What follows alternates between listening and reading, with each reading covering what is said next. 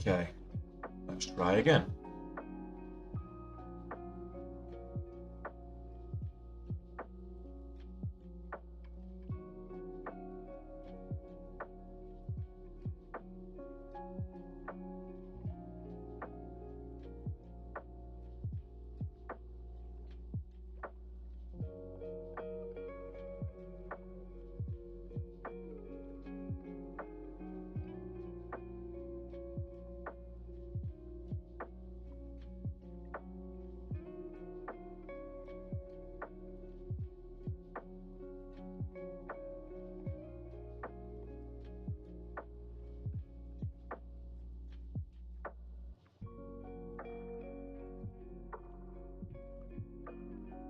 Okay, we're live. I'm live on my own. All 4 viewers. Well, multiple platforms. I hate it when that happens. Technology is wonderful when it works. It's most bloody annoying when it doesn't. I mean, come on. Give me a break here.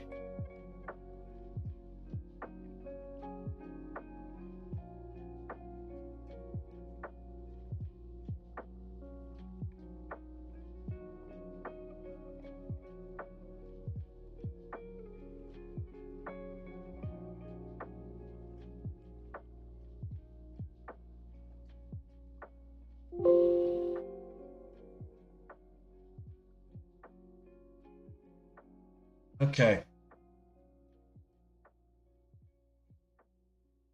Well, it wasn't the computer that switched off. I just got the black screen of death. I know I cancelled some updates from updating, but I'll do that over the weekend, and I'll run a full diagnostic over the weekend and see if anything needs to be maintained. The usual quarterly diagnostics that you have to do with your laptop. Yeah, you know. But it is what it is. 4 dedicated viewers, absolutely, Phil. Well, 5 if I include you, because you're on Twitch. You know, you've got the Twitch stream to yourself. But yeah,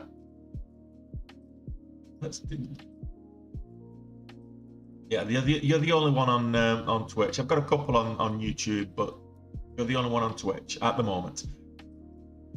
And hey, look, technical issues are sent to try us. Yeah, had my share of them this last month. Good afternoon, Jack.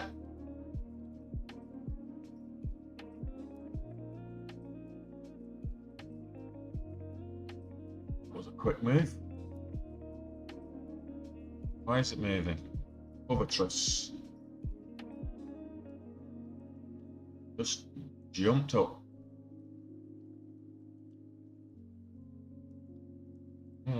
VFC Holdings is amending 13D filing. Clayton de Billier on Rice. That's just come out. That's why that's moving.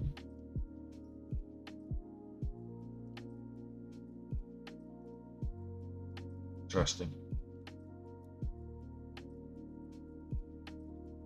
So that's 13D is the active investor who's got an active investment. That's just popped up to $20 from $2 move. Low volume, but just wanted to see what that move was. So let's fix.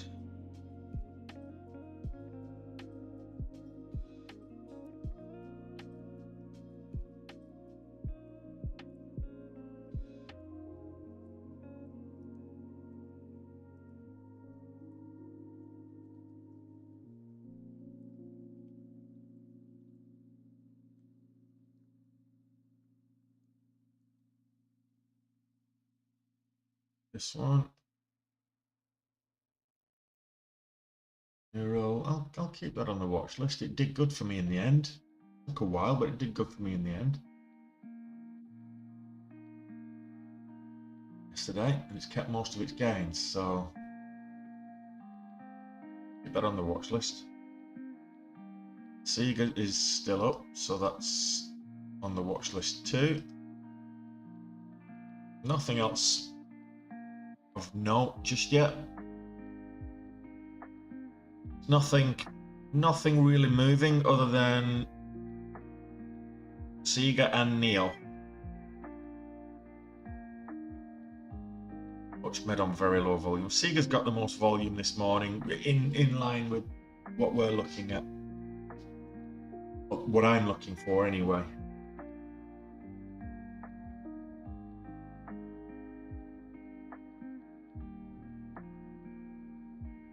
Maybe I'm just got too many windows open at once. I mean, this is the problem if you've got 4 screens, you tend to fill them with different windows, you know?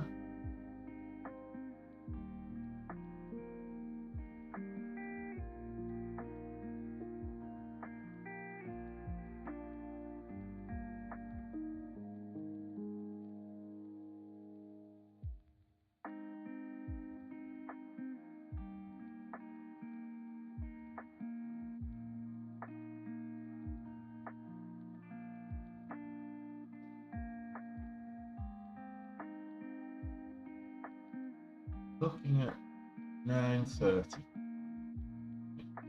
See, not going to take any trades if I don't have to take them. Hey, Corn Fakey, how you doing?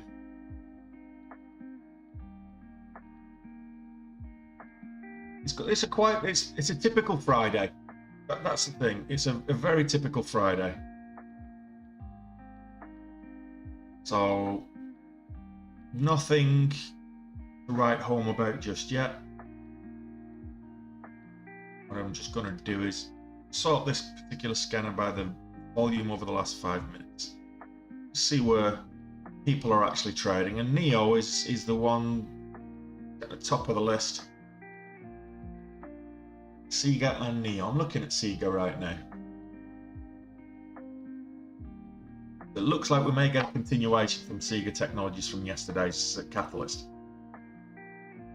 Apple slightly up.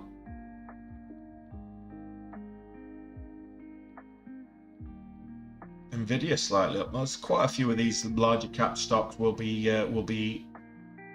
in the green today, trading with the wider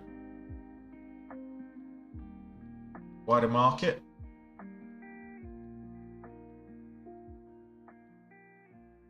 Well, like I say, I'm going back to the SPY. What I was saying before, that was so rudely interrupted by the stream. We'll look at the SPY on the daily. We've got this huge move down, and then we had a little bit of a bounce, and then a move back down again. Granted, the move was a bit more excessive this time. So we've double bottomed. So we've got the W here for a move back up. So I'm expecting we'll rally today and maybe Monday, Tuesday next week at the least. That we'll move up and probably get to around at least 410, maybe 420. And the start with, if you take the dojis, the start. I mean, it's an argument to say the start is 430 of this W. But if we say we take this doji as the top of this doji as the start at 415, so if I was going to swing, you know, buy calls on the SPY, maybe calls at 410 for next week, but June the 3rd even, calls at 410, and then ride it up to 420 maybe. That's something worth thinking about. I don't see it. Bitcoin drops. I mean, there's certain economists say Bitcoin's going to zero, you know, and it may well do. It's highly unlikely. I might win the Euro Millions lottery tonight. I've not bought a ticket, but I might win the Euro Millions lottery tonight. So ifs, buts, and maybes. If it drops to 12k, I'll be buying a shitload of it. It's simple as that. I will be absolutely loading up my buckets at 12k because it'll go back to 50. It'll go. We will see a six-figure Bitcoin before very too long. I did say probably before the end of this year. We're halfway through the year almost. June in a couple of weeks. So I did say by the end of this year, but certainly by the end of Q1 next year, six-figure Bitcoin. If it drops to 12K, I still think we'll see a six-figure Bitcoin by the end of Q1 next year. So if it drops to 12K, I'm going to load my buckets up with it and watch it skyrocket.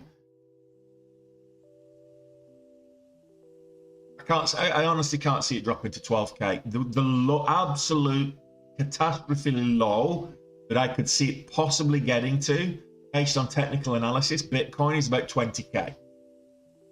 And I don't think it will. With the level of institutional investment that's in there now, I believe that 25K is we bounced on the bottom after the whole Luna debacle. And it was a quick bounce. We had a 20% bounce in less than a week.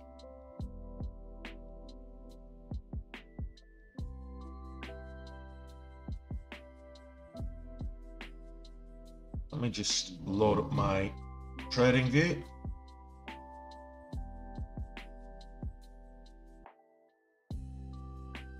Bitcoin was up last time I looked. Let me have a look again. So Bitcoin's back above 30. It's up. So like I said, we bounced at that 25, just under 25,500. And I think that's now, you can take that as a floor. It's not the absolute bottom it possibly could do. Another catastrophe could come along. You never can predict the future. But the speed that it bounced back up from, it took less than a day to gain 20. It hit that floor, and it took less than in 24 hours, it had gained 20% on that floor. So go figure. And Bitcoin doesn't move with that volatility. Bitcoin doesn't move with that level of volatility, not normally, but it was unusual circumstances.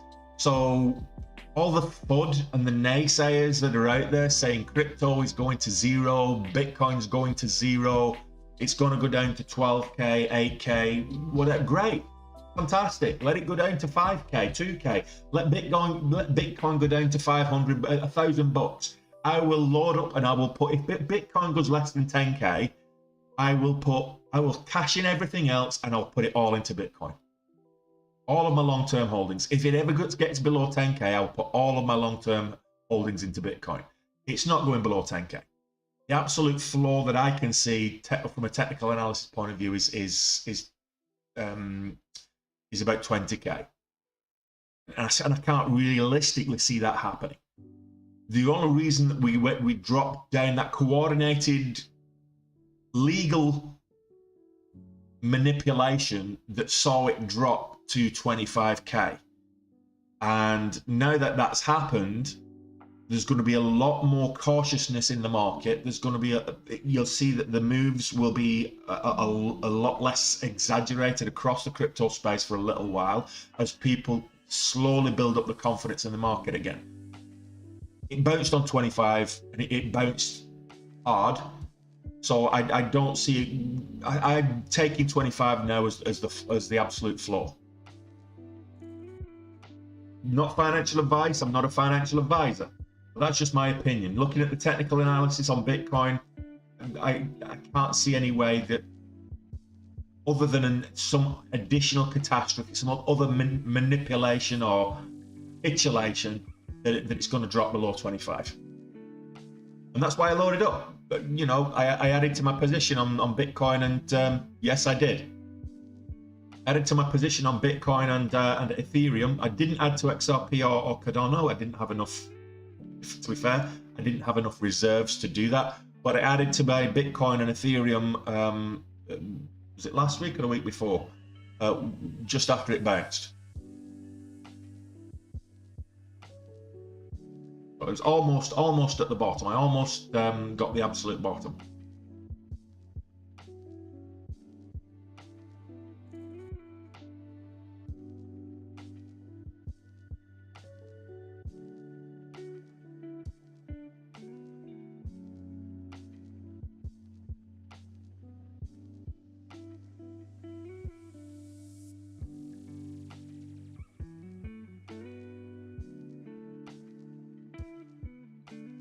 thing is, it's not just the same.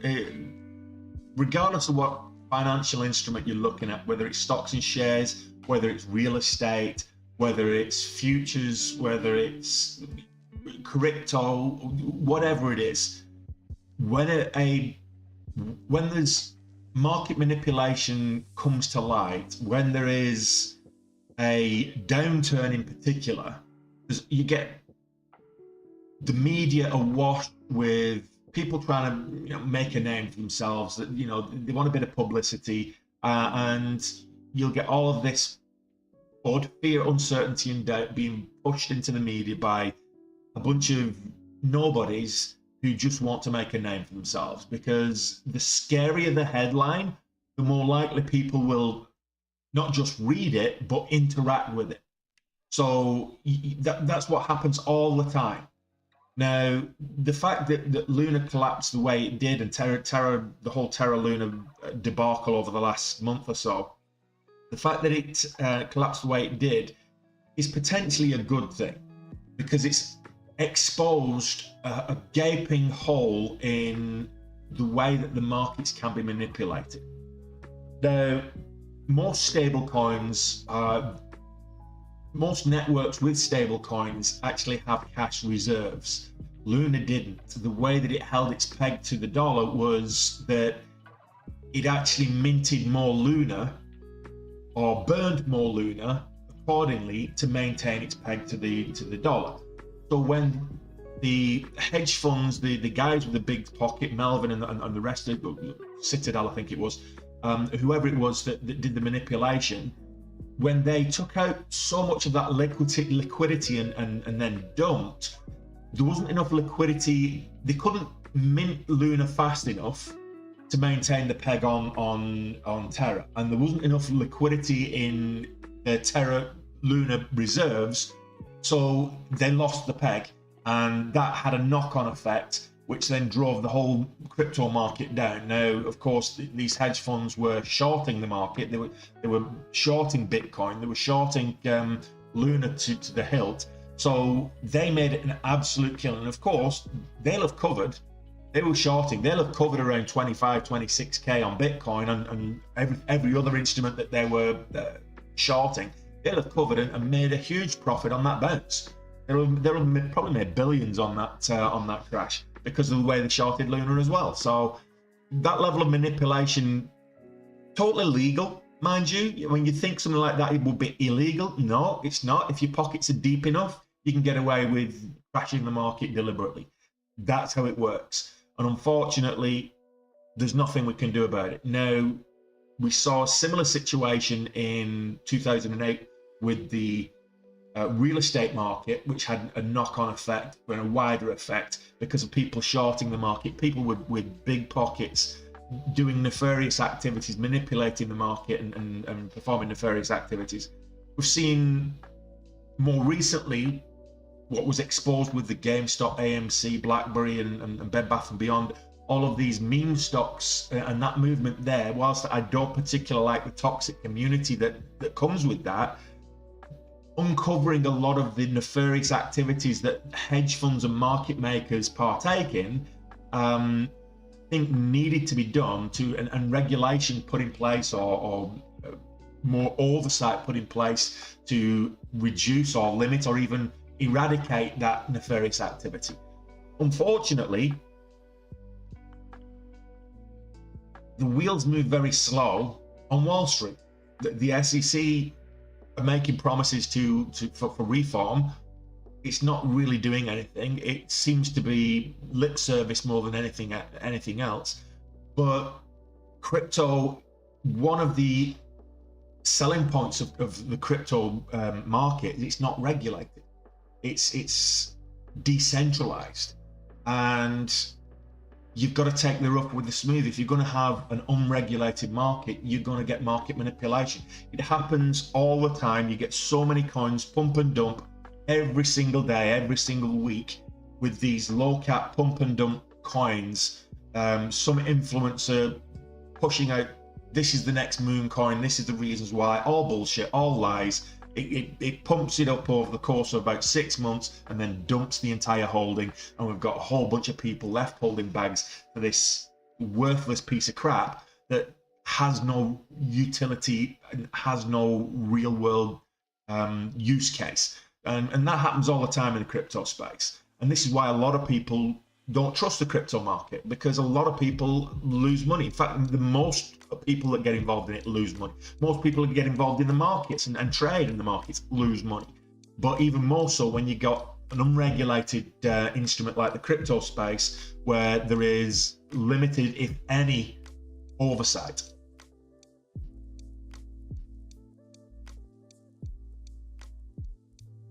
Where we're going with Sega? Well, it's up again today. It went over $10 yesterday, and went up to 10.07 pre-market yesterday, and it went back up to 9.75 during normal hours. So it's held most of its gains. It's 9.05, and let's put into context that it closed on Wednesday 7.23. So it's held most of its gains from yesterday, and it was a good catalyst. So I'm expecting that potentially we could have a continuation today with Sega. No, I don't think shorting should be discontinued. What I don't think should happen is that people should be able to borrow borrowed shares. I think that it needs shorting is as an important instrument as going long. You have to have buyers, you have to have sellers, and you have to be able to, if you know that a stock is overpriced, why should you not, be able to sell it and then buy it back at a later stage? But the problem is where you're getting borrowed shares, these synthetic shares, if you will, that should be outlawed. You should not have any situation where there are more shares borrowed than there are in the float.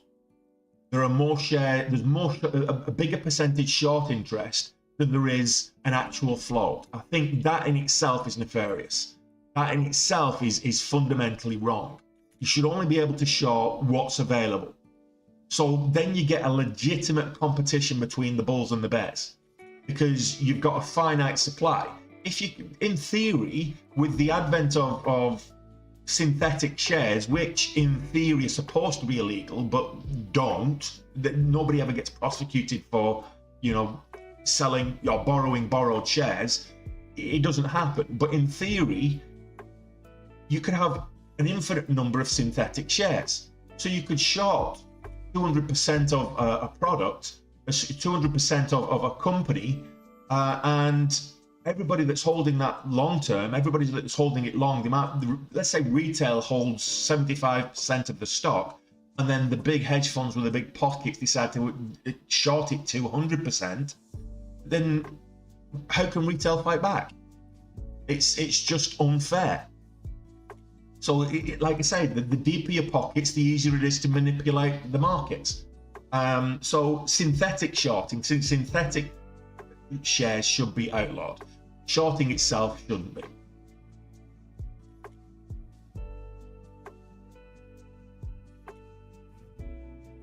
This is what the guys on Reddit exposed. The whole, Wall Street Bets, they exposed it with GameStop in particular. But this is what they exposed last year, over the last 2 years actually, is that GameStop was, whilst I'm not a big fan of the company, I think it's a garbage company in my own personal opinion. The way they treat the staff, the whole ethos, the way they treat the customers, the disdain they have for their own customer base, I think is shocking. As a company, I don't like them. However, that being said, what was taking place was ethically and morally wrong. As a bricks and mortar company in the depths of the pandemic, where bricks and mortar companies, essential bricks and mortar companies, were forced to close the doors, they couldn't trade, they couldn't open the doors, so right away they were in a situation where they were losing money. But for banks to be able to, and hedge funds to be able to short that company over 120%, and there was still shares available to trade on the market, which meant that there was a huge amount of synthetic shorting going on with that, is for me ethically and fundamentally wrong. There's just something totally wrong about that. How can you be shorting more shares than are in existence? It doesn't make sense. Well, Melvin Capital have, I mean, they've really felt the pinch because of it. I mean, they're having to shut up shop.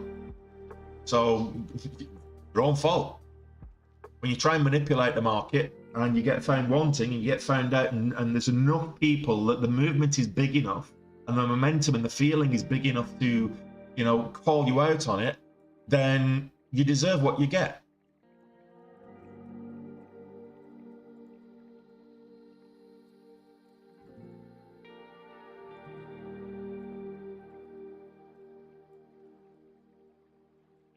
I mean, just because you don't like the look of a company, or just because you think you can get,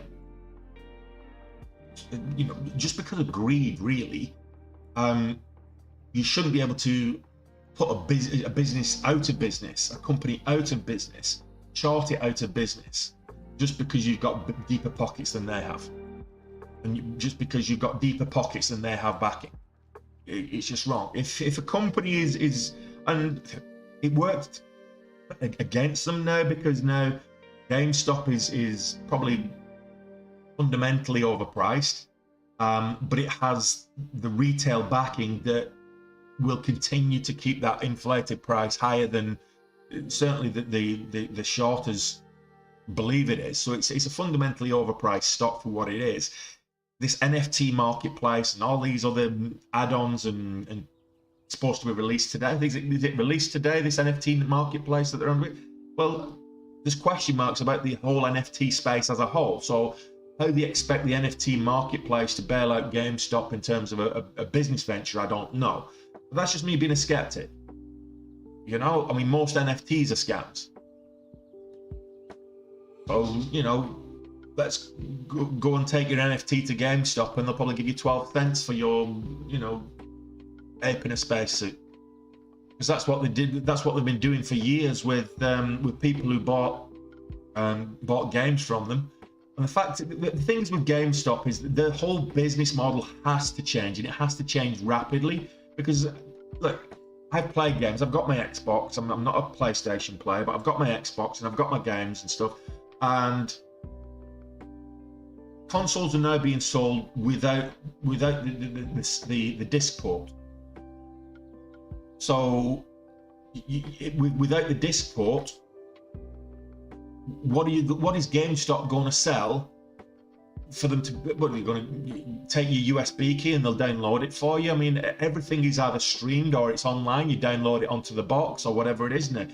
So the games themselves, other than the consoles themselves, which, let's face it, it's cheaper to either order it online or go down to Walmart and order it. You know, it's the consoles you can buy cheaper than you can at GameStop.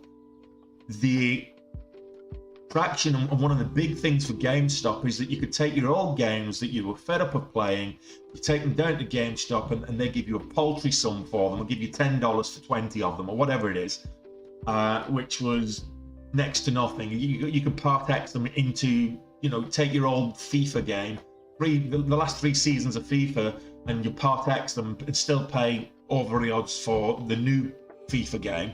And that's what GameStop did. It was a glorified pawn shop for electronics.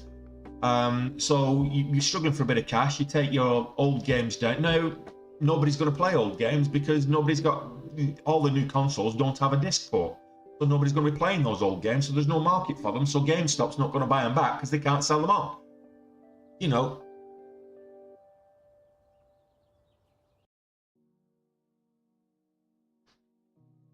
Yeah, it would have been. The thing is, if Citadel got crushed to a point that they were going under, the likelihood is that they're so big, the likelihood is they would have got bailed out.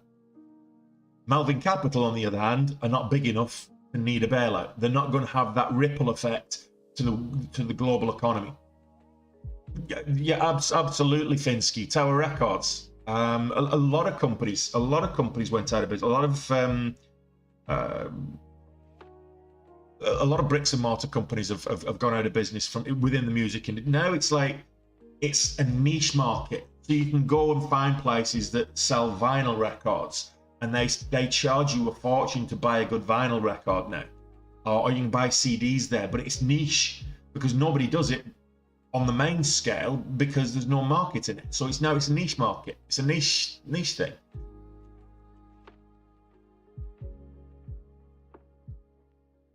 Chip Green. Is that an L or an M? I'm going to say it's an L. An I. There you go. It's an I. You need to be more specific. If you either all capitals or all small case, Chip, please. So this one's just popped up. It's 223. It's good volume. What's the catalyst? You know the catalyst?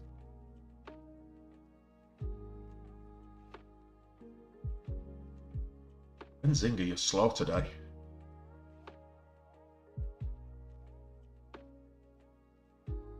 So Imix Biopharma highlights its IMX 110 showed improved survival over Johnson & Johnson's FDA-approved drug trabectedin related to connective tissue cancer, soft tissue sarcoma. Okay, so that could be an interesting one. That's a good FDA catalyst. IMMX it's below what I would normally trade, so I'm staying away from it. But it's looking strong. It's popped up on a good catalyst. It's got good relative volume, and currently priced in the 230s. We had the initial pump up. Look for the continuation now. This was the pullback, 1 minute pullback. So we're looking for a continuation. It's a kind of a bull flag setup. So this probably could get up to 270 very, very quickly, 275.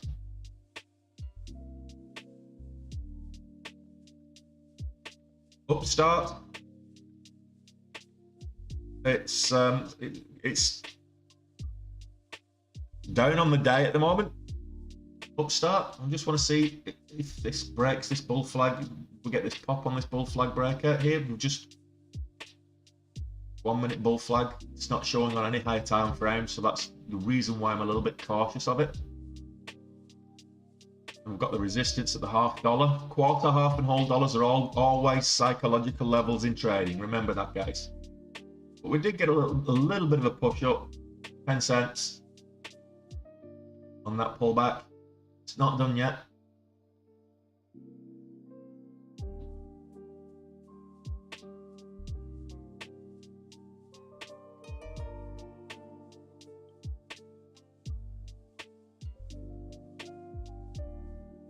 %50 up on the day already. This started around 160s.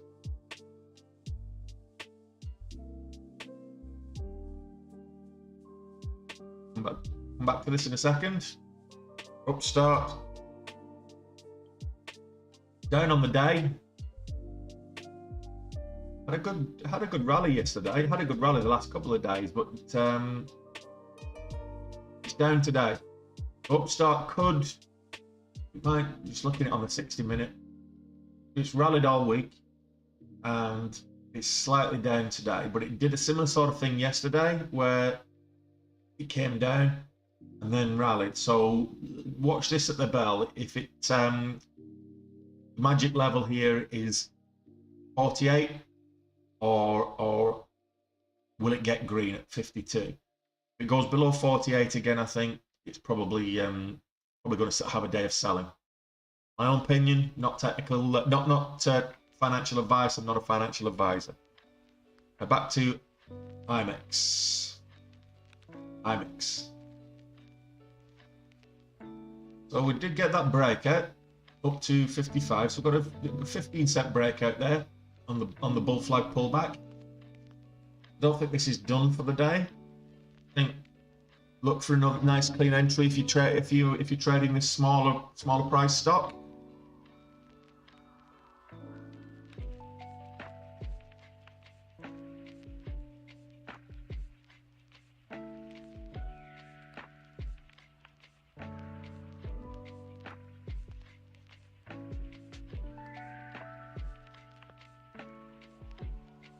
There's not enough volume in that one. It's moving up nicely, but it's not enough volume really for a good trade.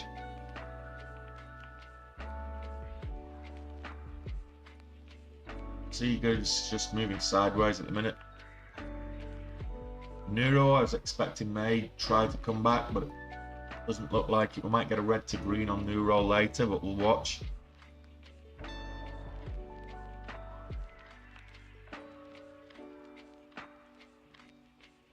Yep, so this one might get over $3. If it gets over $3, I'll be interested in trading it, depending on the volatility. But if you're trading it now, good luck to you. I hope it's working out for you. There've been a couple of good clear entries. If you have taken my course, you'll have seen that there's been 2 really good entries on the 1 minute so far. Move up.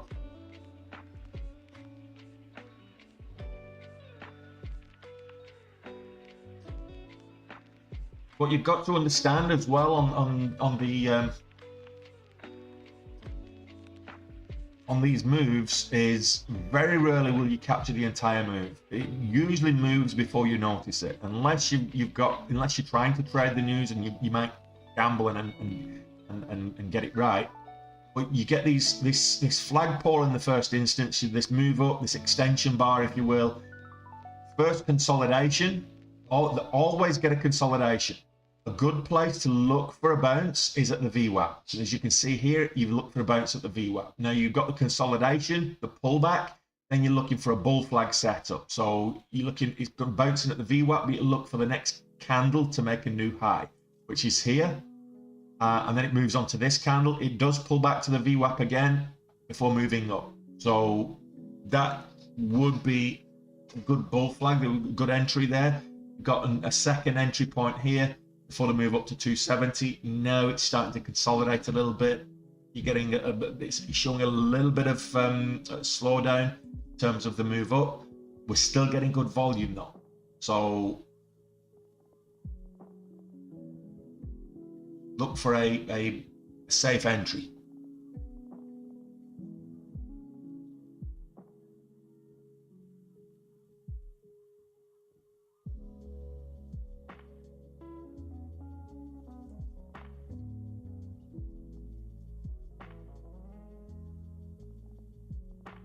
I'm looking at right now.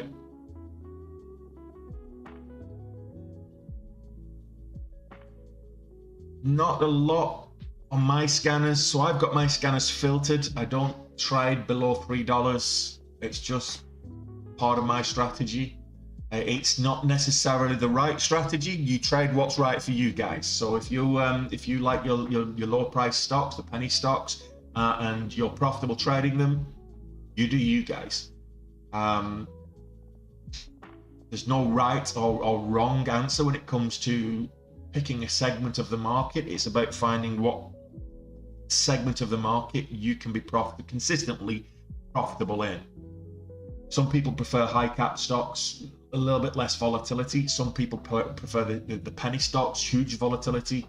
I myself prefer low float stocks. Kind of my sweet spot is between $4 and $25, $30.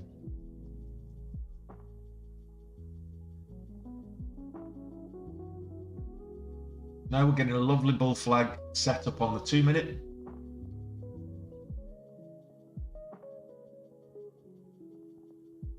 I had this candle 256, so looking for 257 on the way up.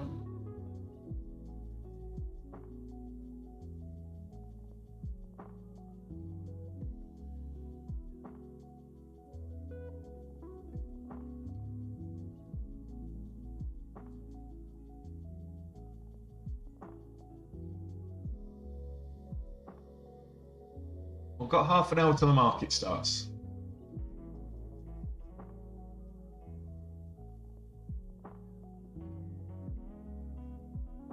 Half an hour till the market opens. Get myself a drink. No, you're watching that, guys.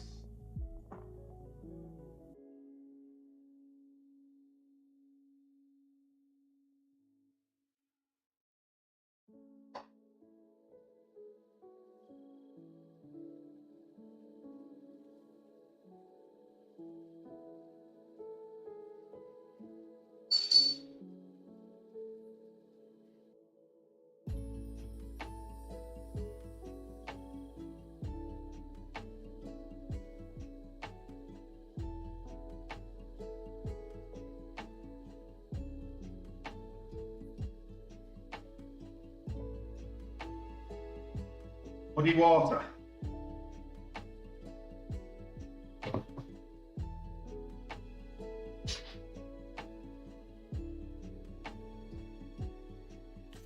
Not drunk one of these on stream for a while.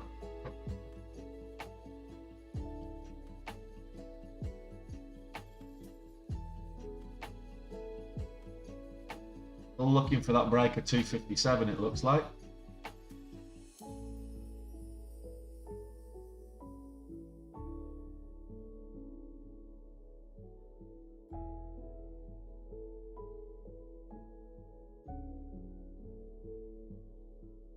We'll bounce up off the VWAP.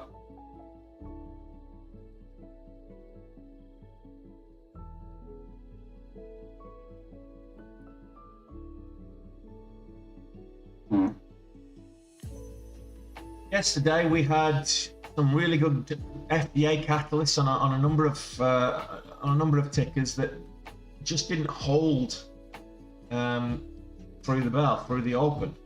They moved up and then retraced, and then it took till later in the day before they came good.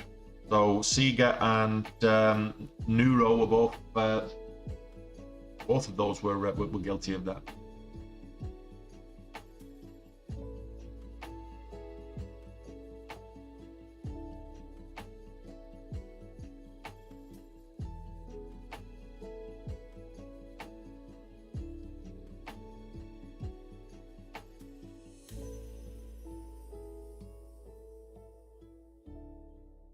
This is now the top gapper above $2.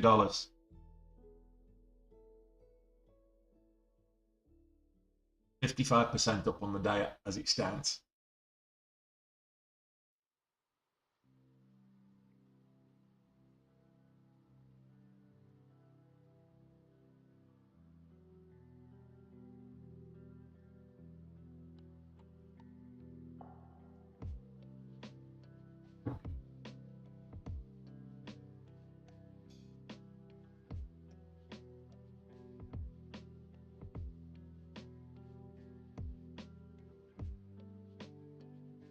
Okay, so that's now pulled back a little bit too far for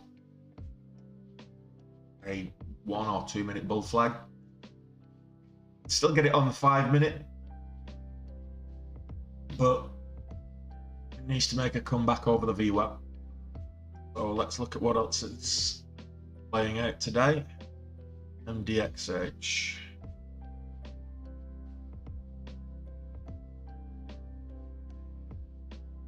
No volume on that one.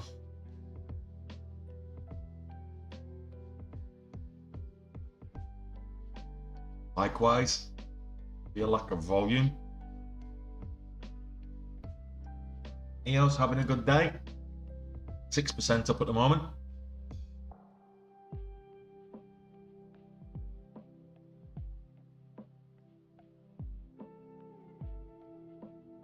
Some of the mining stocks, look out for some of the mining stocks. So Hut, Riot, Mara,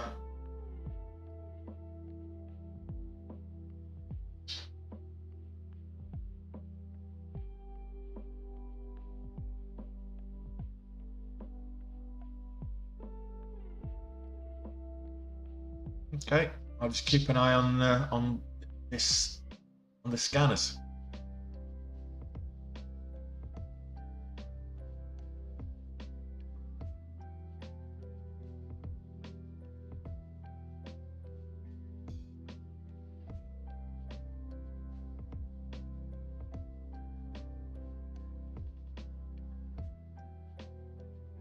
The S&P, the SPY, come down a little bit from its high, but still looking good. Over a percentage point up. The Nasdaq even better, 1.3.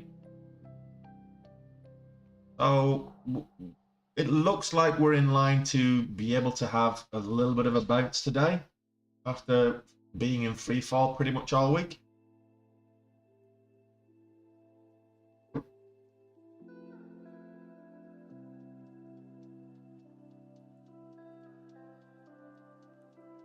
Okay, I'll open up questions. Anybody got any stocks they want to have a look at? Prepared to offer my opinion. I just remember it is my opinion, and that's all it is. Not advice or stock picks or signals or anything like that. It's my own personal opinion. Not taking any trades yet this morning. Nothing really set up for me to take. Of course, we've got this move up. It was good for if you made it, if you got in on this. Let me know. Did you trade IWMX on the way up? Let me know in the chat. Did you make money? Did it fake you out?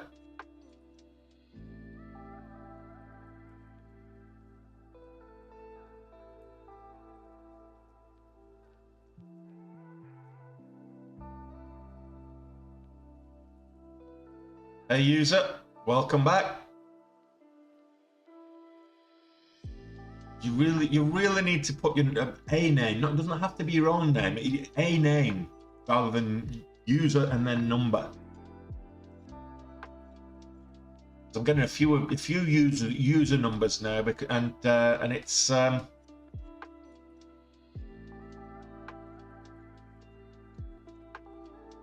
confusing a few people. Well, it's confusing me, and it's not difficult to confuse me. I've got one of those short attention span brains, you know? Oh, there we go.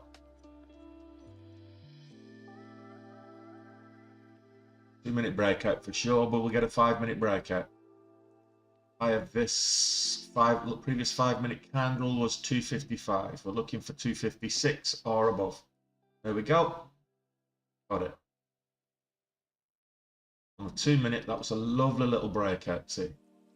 Which is why you should always be looking for multiple time frames. Don't just look at one single time frame. Multiple time frames will always see this one. You're just getting the breakout now. Next candle to make a new high on the 5-minute. If you looked at that on the 2-minute, you could have got a bigger move. On the 1-minute, it looks a bit messy. Try and spot that. It's a lot cleaner on the higher time frames, as you can see. Sorry, 5-minute. If you're struggling with pattern recognition on the 1-minute time frame, because 1 minute can be quite volatile, and the noise from that volatility can show a little bit choppy, maybe move to a 2-minute time frame or the 5-minute time frame. And trade those instead of the 1 minute. It might help you trade. If you're finding it difficult to trade on the 1 minute, go to a higher time frame. Patterns tend to be a bit more reliable on higher time frames. NIO does look good today, as I was saying earlier. The problem I have with NIO is it is a large float stock. It's like 1.5 billion share float, so it's not typically in the range that I look for, but you know, doesn't mean it's not tradable. You get enough volatility and enough volume to move it.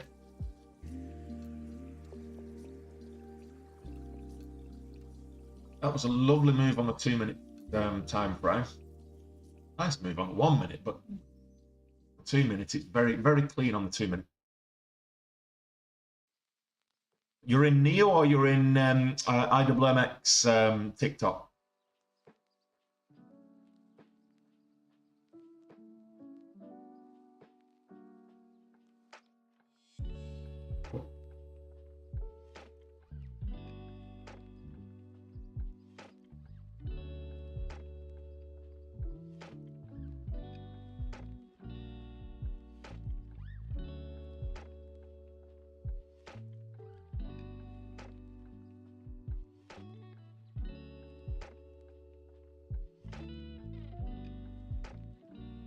You almost got a 10-cent move on the 5 minute. You certainly got a nice move on the 2 minute. Gold is always gold is equivalent to Bitcoin. It fluctuates up and down depending on the uncertainty of the market. Whenever there is high fluctuation in the VIX, for example, whenever there's a high uncertainty in the market, a lot of people, a lot of institutions will look to gold because it's a store of value. So in the long term, gold is not something I would ever shy away from. Gold is a great store of value. Yeah, it's a good catalyst. We've had a few catalysts like that over the last couple of weeks. Who doesn't like a good cancer treatment? You know, if we can just eradicate cancer altogether, it'd be even better. But then, big pharma and little pharma like Mix Biopharma, they'd be out of business. Who doesn't like a good cancer FDA catalyst?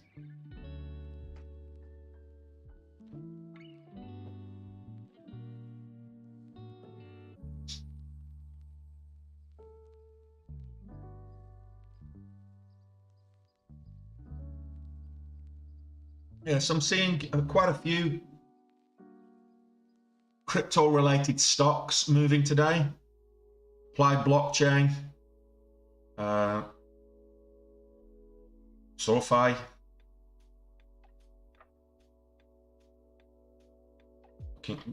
AMC is making a move up now as well.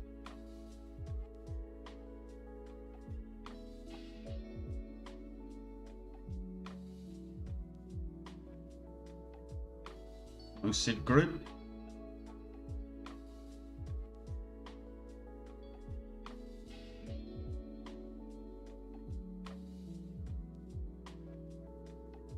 But Lucid's now green.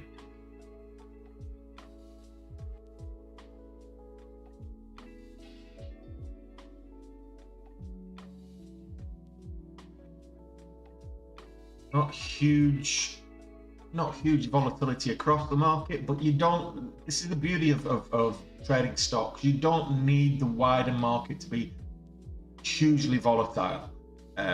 If you get that, what you only need the one stock to move. And this has moved like 60% on the day today. So if you get a quarter of that move, you can get 15%.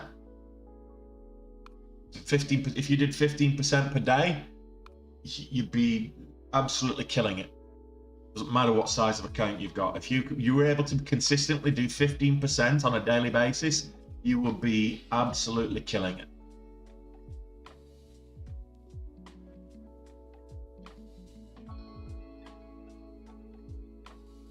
There's no volume at the moment, so let's look at it on the 60-minute. So pre-market yesterday, I had a really good pre-market session yesterday, Canaan, but then it sold off. It's gapped up this morning, but it's just trading sideways, 357. It's up on the day slightly, almost 6%. James, but will it continue? That's the question. It's had a good week so far.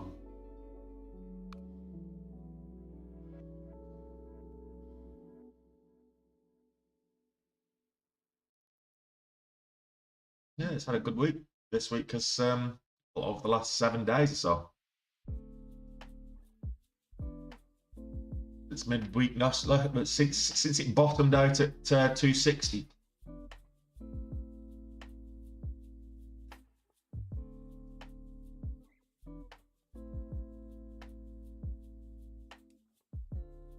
So this is now entering a period of consolidation. So this is probably going to consolidate for till the bell now. We've got, what, 15 minutes to the bell? See, Quays, the thing with crypto is I invest in crypto, and day trading crypto is a little bit different. Why I go for stocks, And occasionally I will, particularly at the weekend. If I'm bored at the weekend, I might trade a bit of crypto. But more often than not, I try and stick to low float stocks because I can get both volatility and volume at the same time, and that helps with the reliability of the pattern. I'm a pattern trader, and if I'm trading crypto as well, I'll look for similar patterns. I'll look for the technical patterns at the same way. They apply themselves in the same way on crypto across any instrument. It doesn't matter. The technical patterns apply themselves. But if I'm trading crypto, it would probably be at the weekend. I'll stick to stocks where I know they say diversity, add another feather to your bow, and I learned how to swing trade. I've been investing longer than I've been trading, quite frankly. I've been investing for quite a long time.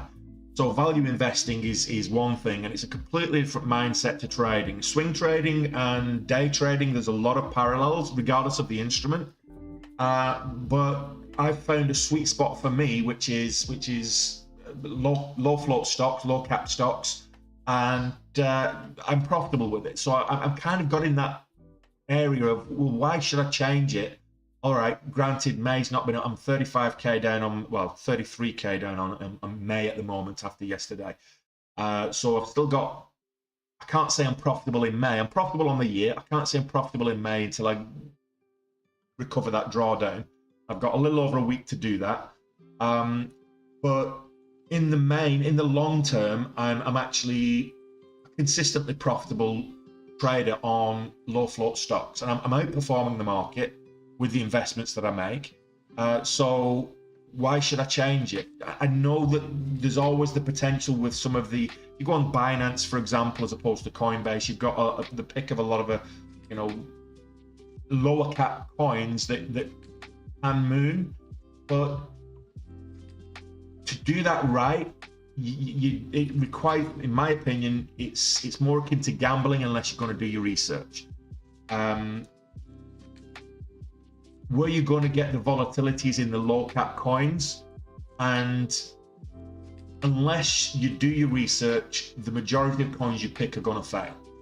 So you have to do a lot more fundamental research in crypto if you're going to do it right. Otherwise, it's closer to gambling than trading stocks. You don't have to do the fundamental research, the in-depth fundamental research for day trading stocks that I would advise you do for trading low cap crypto coins.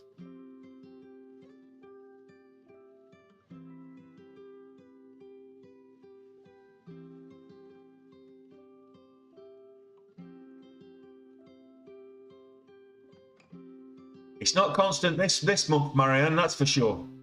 I'm like, I'll hold my hand up and say that I'm a losing trader in May, whereas I've been consistent over the last 18 months though.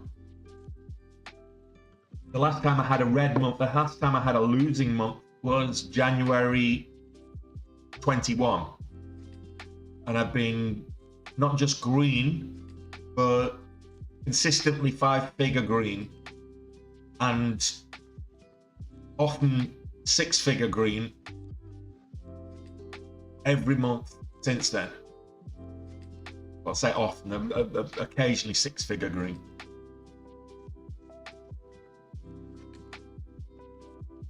I can have a look at Veru for you.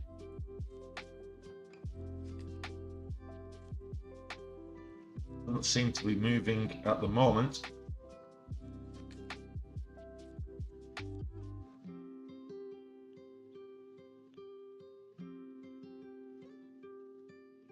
So there's no volume this morning with Veru. Let's have a look at the... Oh, there you go. So Kramer's been having his say, has he? And who pays attention to what Kramer says? He hasn't a clue.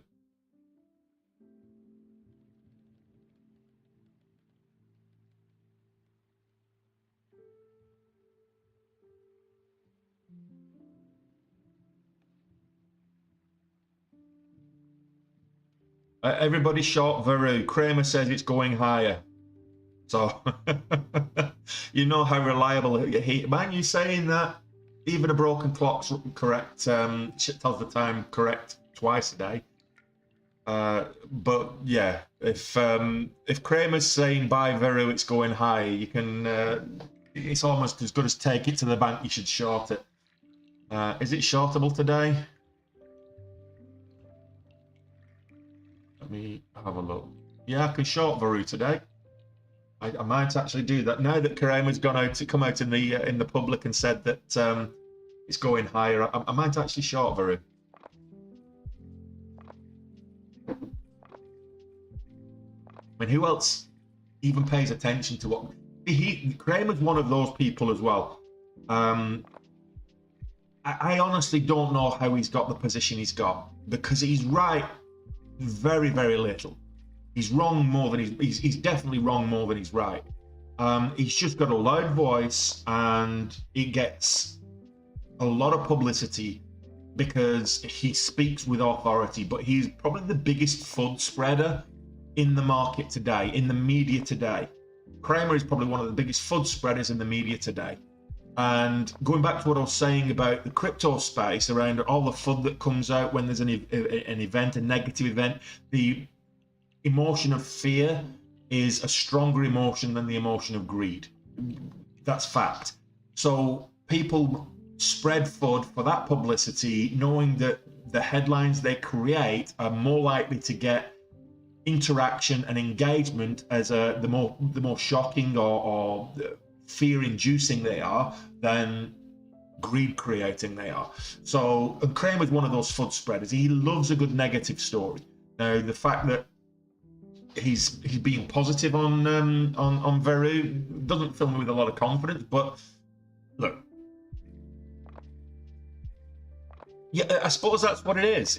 With Kramer, he is funny. I mean, he's got the fact that he's a moron, he comes across as a moron with his approach. I'm not saying he is. He's probably very intelligent, but he comes across as a moron with his approach. That's kind of his entertainment value, the showmanship of it. The fact that he's wrong more than he's right, which, to be honest, a lot of profitable traders are wrong more than they are right. It's just that they manage the risk very well. So, you know, the fact that he's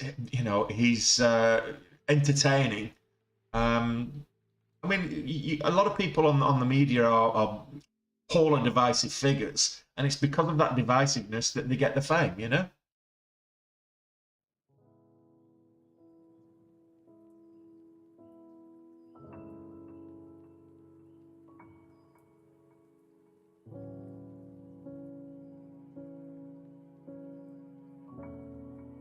I've not even traded today, Marian, so I'm not sure what you're actually talking about. You know, if you're talking about should I be scalping and taking small increments and stuff, yeah, if you want to rack up the commissions, you've got to strike a balance.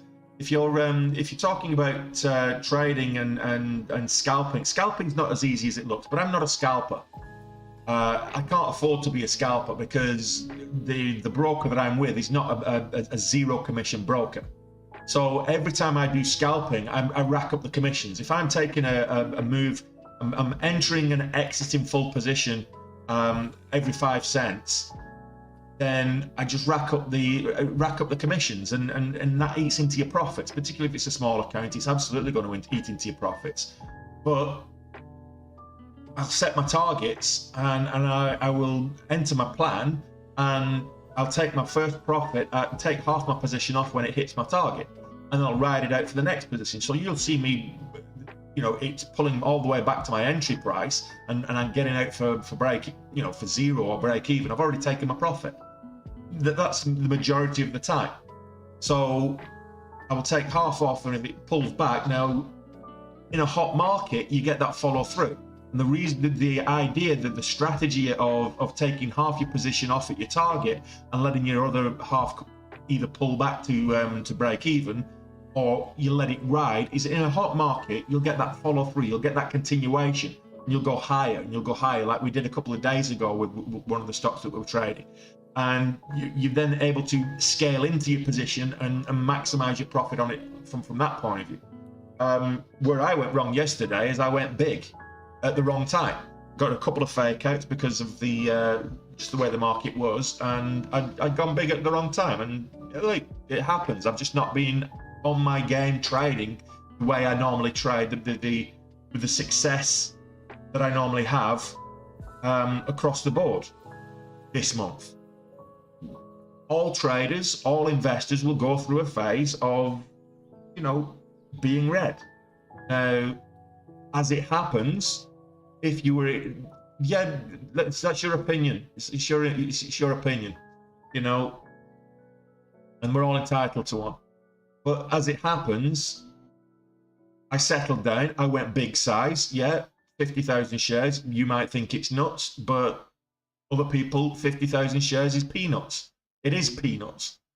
You know, it depends. If you've got a large account, you can afford to trade that high. You're looking for, you're swinging for the fences, then you go big. If you're looking for a confident of a breakout, I was confident of a breakout. It didn't come. So look, I was wrong. I've got to admit that when I'm wrong and lose money, that happens. You've got to, as a profitable trader, you've got to be able to take the losses as well. You can't have profits and no losses. Well, in hindsight, absolutely. But if it had pulled off, anybody can be a millionaire trader in hindsight, Marion. You know, it's like if it had broke out and we'd had the volume follow through and it had continued up, I would have made 15, 20K on that. You know, the risk versus reward wasn't wrong. It was just I lost on that trade and it hit my risk levels, not my reward levels. So rather than, and as it happened, scaling back and being more consistent throughout the day, I ended up finishing green on the day yesterday. So I had a profitable day yesterday. And I was giving updates throughout the day on the trades that I was taking in my Discord, on the trades that I was taking with P&L updates throughout the day. And it took me pretty much the whole day to claw that deficit back that I had. And I wasn't going to trade the rest of the day to start off with. But when I came back from clearing my head and I thought, okay, this month has been choppy as hell, Marion. That's the whole point. You know, and it's been extremely choppy, but it's not just that it's been choppy. I mean, choppy markets I can deal with. It's the lack of volume that's been... Normally in a hot market, for example, we'll get more parabolic moves, and parabolic moves are what I call easy traders. You find a nice little bear flag, it moves up, you get the consolidation, you enter for the bull flag break, and it moves up again. You add to your position on the next bull flag break, and it moves up, and you can make $20,000, $30,000, $40,000 on a single trade. Those are great trades when they come along, and in a hot market, they come along quite often. In a market like it is right now, you get these patterns forming, they break out, and you'll get a little pot, 5, 10, maybe 15 cents, and then it retraces. The problem that I've had is I've been, instead of taking profit at the top end, and this is what I've been looking at when I've been analyzing my trading this month, instead of just taking the profit at the top end when it starts to pull back, I've actually been looking for the bull flag add as if it's still a hot market. So adding to my position and going larger size when the volume comes in, rather than actually looking for the confirmation. So look, if you can identify where you're going wrong, and this is why it's important, if you're not journaling your trades, if you're trading and you're not journaling your trades, I would advise that you do. It doesn't matter if it's on an Excel spreadsheet, doesn't matter if it's in a journal like TraderView, link in the bio, by the way, link in the link tree, or the description if you're on YouTube. Just get on TraderView. They've got a free plan, a freemium plan. You get 100 trades free or whatever, and you can analyze your trades. You can see where you've got in. You can actually try and justify your entry. Look at where you got out. Did I hold too long? What was my plan there? You look back at it and think, well, and I can see what I did, and it went against me, and maybe I didn't manage my risk well enough, or whatever the scenario is, as long as you can identify the problems so you can correct it going forward. If you can do that intraday, great. If you can do it across a month, even better. So, you know, this month has been extremely choppy, and that's why, you know, one of the reasons why we've got 15 seconds to the bell, by the way. It's one of the reasons why I've been losing this month, is that I've not adapted my trading style to the market conditions. I've been trading as if it's still a hot market, and it's not.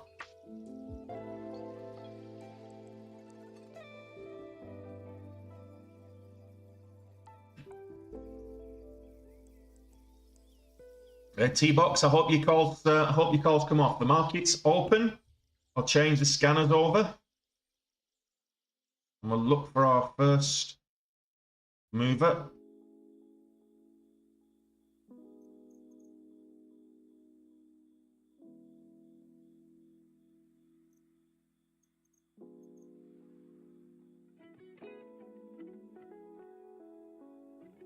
What's the Friday special, Michael? I'll let you know when we see it. So I'm only looking at Veru because Veru was the topic of conversation. Kramer was saying it's going to go high, and guess what? So Veru, Kramer's going to announce it's going higher. So I said everybody short Veru. It's open down. It's red on the day and selling off, so it might go red to green, but Kramer is probably somebody should. There's a Twitter account, and it's a parody of Kramer, and it's absolutely hilarious. If you don't follow it, get on it. It's really funny, but it's probably right more than Kramer is. And IWMX, we're still in that consolidation phase. So what I would look for here is 63, which is that we've got multiple taps of this with 263. Got a high of pre-market high of 69. So if it breaks 70, you could go on a run here. But look for 63 in the first instance. That's the first significant resistance level that we've had confirmed multiple times on IWMX. Not trading it myself. It's too low priced for me. Seeger, I want to see moving up a little bit more before I get on it. Realistically speaking, I'm probably looking at $10 before I trade that one today. I'm just gonna be a little bit more patient with my pattern selection today, I think.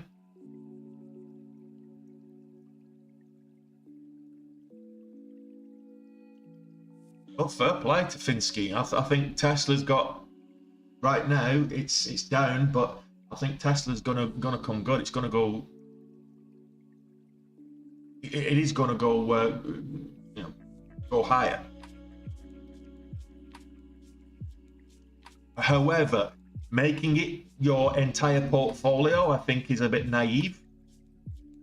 Having it as a large chunk of your portfolio, fine, yeah, if you really believe in the company, do that. But then saying that, Warren Buffett likes to go big. He doesn't invest in everything. He finds a stock he likes, he goes big and pretty much buys the entire thing.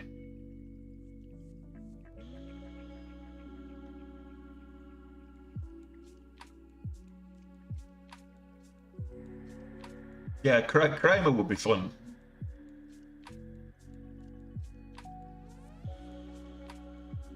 Oh, but it's good. It's good that I appreciate you coming into the stream, though, Marianne, because it's clear that you have a semblance of you know what you're talking about, which is great to have that feedback from other traders. I know what I'm doing wrong. It's the emotional and psychological element of trading is. I say this every single day, and I'll say it again. The emotional and psychological element of trading is the hardest part to overcome. So even if you can spot what you're doing wrong from a strategy point of view, I mean, sticking to the strategy is hard enough as it is, but you spot what you're doing wrong from a technical point of view, correcting it in the moment is harder than it seems. So practice and I say this to everybody, practice in a simulator first, then trade small. If you're going to put $10,000-$15,000 into a brokerage account, don't trade $10,000-$15,000 until you are comfortable trading that amount. Trade a few hundred shares, up to 1,000 shares. Have your risk at a level that is not going to set your heart racing. If you've got palpitations whilst you're trading, if your heart's racing while you're trading too big.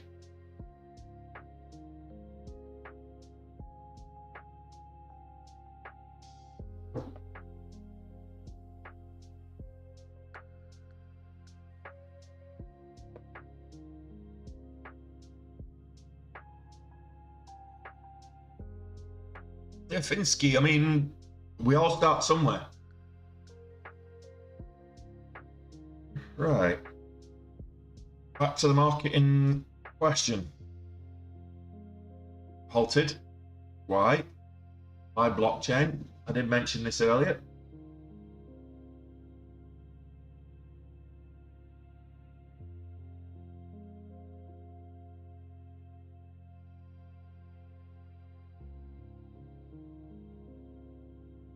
Right, okay, so the catalyst on Applied Blockchain is that the Wes Cummins, who's the CEO, has reported a purchase of nearly 400,000 shares. So insider, and yesterday there was Virginia Moore, who's the director of Applied Blockchain, also purchased 50,000 shares. So they've got quite a few people internally that are buying up shares, which is usually a good sign. So that's why Applied Blockchain is on the move up. It's currently 34% up on the day. 415. Volatility halt 933. So a couple of minutes left before that goes. It's top mover now. I'll just bang that onto the watch list.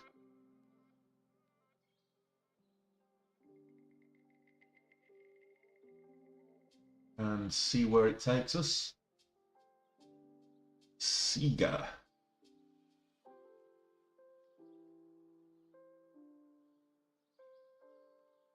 $43. So we're looking for the $0.50.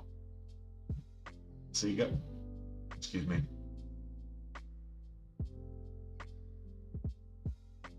I'll try again, Finsky. Don't do it with real cash until you've got a strategy that works for you.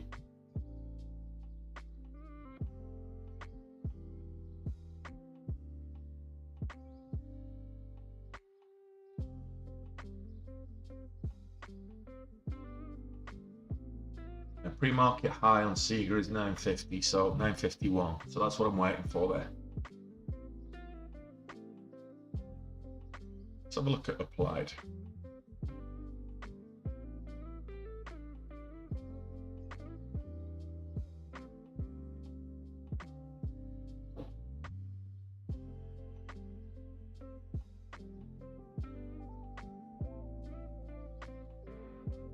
This should resume in about 10 seconds. Let's see what happens. Will it continue up? Will it sell off? The gap actually gap down. Got clear volatility.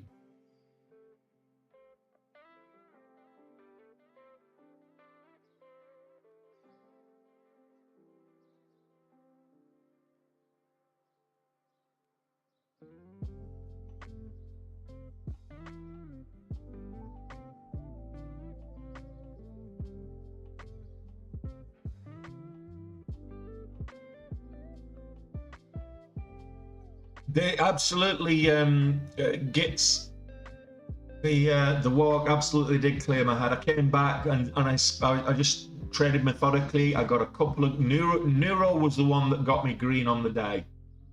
In the end, I got green on VWV came in.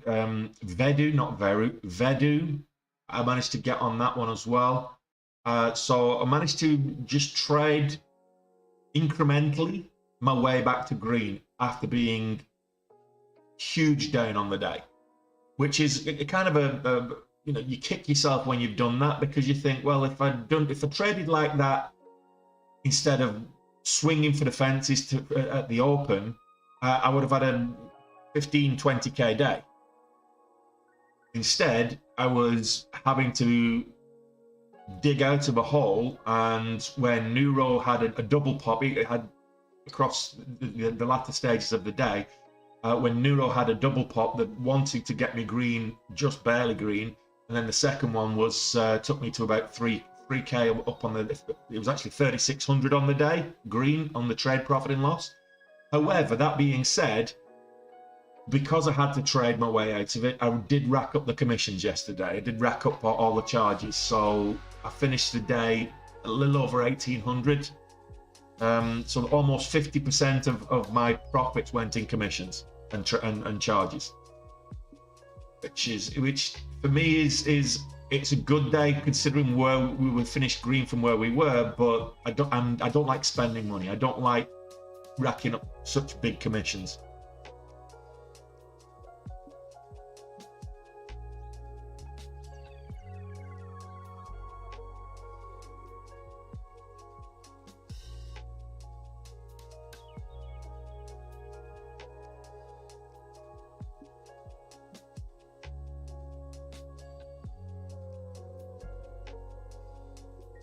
We're getting them after a halt up, getting another move up. MDX Health. I think I called this out earlier, but on low volume, so I wasn't trading it.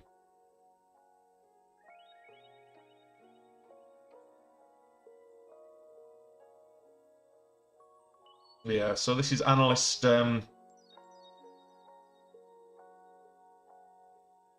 analyst ratings. BTIG have given it a buy rating. Not seeing any other news catalyst for this kind of movement. BTIG analyst rating, basically. Bit of a flaky catalyst, in my opinion, but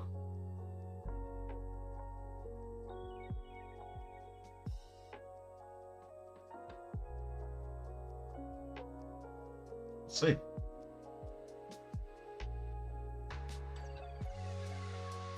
BGXX had a terrible day yesterday. This is an IPO from earlier this week and had two really good days. Start off, and yesterday it just fell off a cliff. I'll show it on the 60 minutes. You know what I'm talking about. So zoom out slightly. It started, the IPO started, it moved up and then kind of consolidated. It had a really good day on Wednesday and just fell off a cliff yesterday. So IPOs can do that. You never truly know what way an IPO is going to go. So if you're ever thinking of trading an IPO, I lost money trading, was it last year or the year before last? I think it was when it,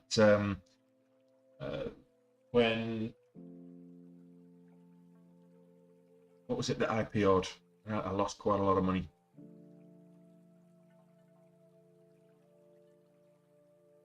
Airbnb. Total brain fart then. I tried trading Airbnb on the IPO, and I just wasn't at the time. I wasn't experienced enough, and I lost a lot of money on that one. I figured get in early. It's gonna go up, and I got in early, and it went down, and then I got out, and it went up. It's not low volume as such. You've got to look at it from a relative volume perspective. So it isn't low volume. First and foremost, we've got it did gap. Average volume for MDXH is 5,000 daily. So 5,000 shares of MDXH would trade daily on any given day over the last 3 months. However, today they've already traded 1 million shares, so relative volume, it's huge. Okay, and so don't worry about the low volume. It's not low volume that you got to worry about. It's relative volume. So the total volume is if you're looking at the stocks that are trading the most volume, we'll all be trading Bank of America every day, because that does get huge volume every day, but there's no volatility there. So you're looking at stocks that have a low float and relative high volume to get your volatility. Just trying to find what's the float on this one. NDX Health. Does anybody know?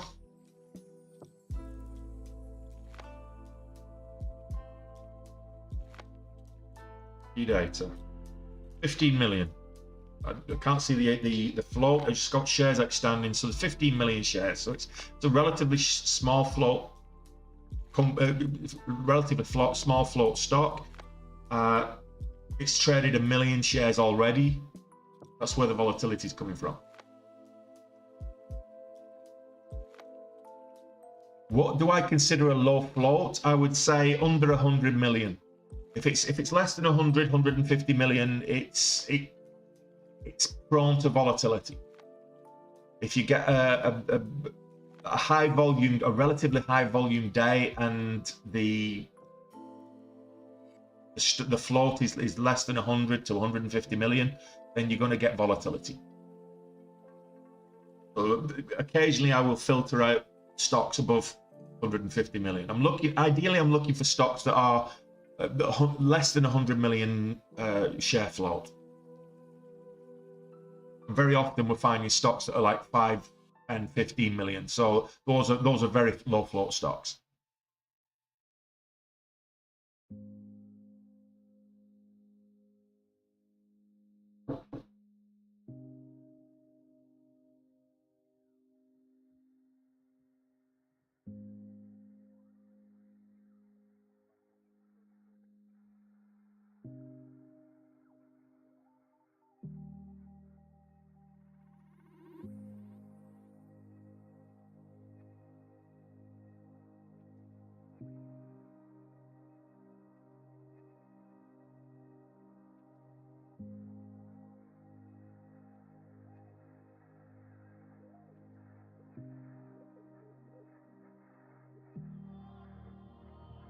So I'm just flicking between stocks to see what they're doing. So IWMX, great catalyst, had its move up. Right now, consolidating sideways. It's what I call a rangy stock, because it's it's above and below the VWAP. The VWAP is an intraday trend indicator. And this is, it's above it, it's below it, it's above it, it's below it. So right now it needs to decide, does it want to sell off, does it want to take profits, or does it want to rally? Hey Shando, if you're still in IWMX, I hope you're in profit. I would advise not to hold below kind of 240. Get out, look for a re-entry if it moves back up. Is it shortable?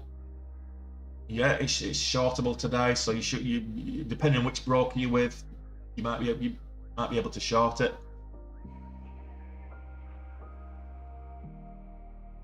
Are you shorting it there, Squibby?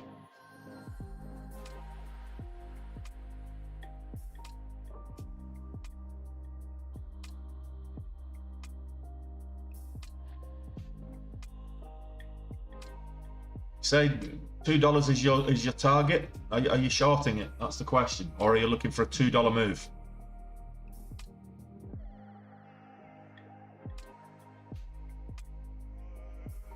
I know you tend to favor shorting.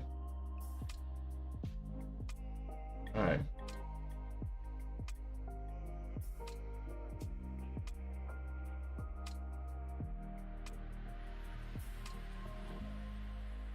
Looking for the $0.50.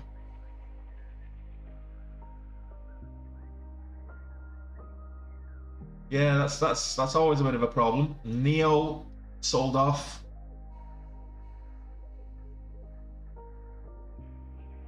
I'm just If you're wondering why I'm not trading at the moment, I'm just waiting for a golden setup.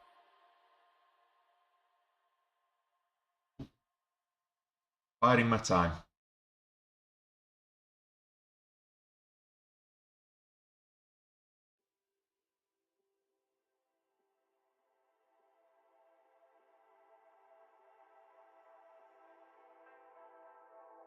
No volume. MDXH.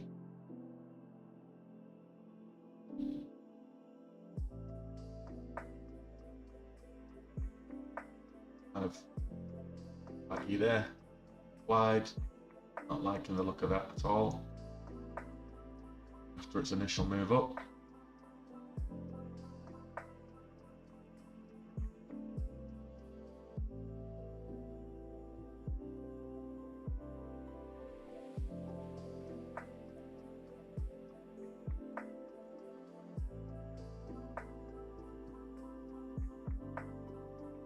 Volume not really coming through on that, as you can see. So, no.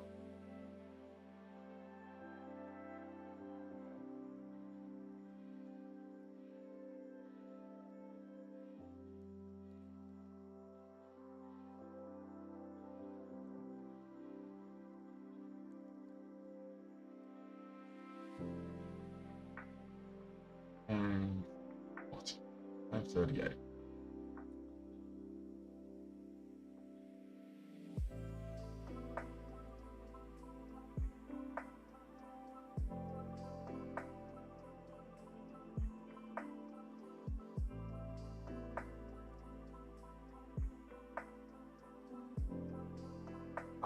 To be honest, Shando, it's with TradingView, it takes a while to get used to for paper trading. But like I've always said, you get what you pay for.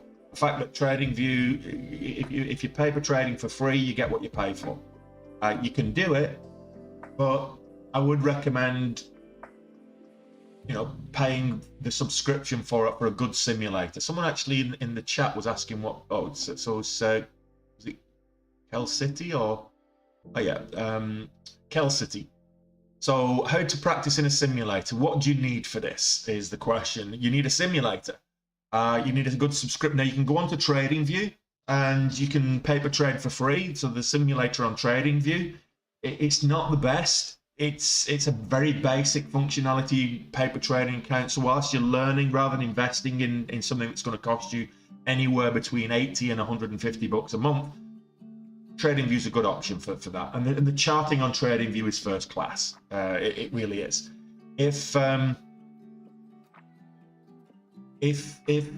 you want to get a real trading experience and practice a strategy, then I would recommend something like a Sterling Trade or a Dash Trader or a TC2000 or something along those lines, a direct market access, and you pay for the subscription with the data. So you're getting live data and you can trade as if it's a real account, but in a paper, you can paper trade it with real live data with your paper trading account, just for practice. It's the next best thing to actually trading account. What I would say with that, what it doesn't replicate is the emotional aspects, the psychological element that comes in when there's real money on the line. If, like yesterday, about 4 or 5 times, you get faked out, you see a nice little pattern formation and you go for the breakout and you get a 3 to 5 cent pop before a retracement, that can be so frustrating. In a paper trading account, in a simulator, whilst it's frustrating, it's like, stop it. I'll cut my position for a loss and I'll go again. It's not one of those big things. When you've got real money on it, your emotions take over.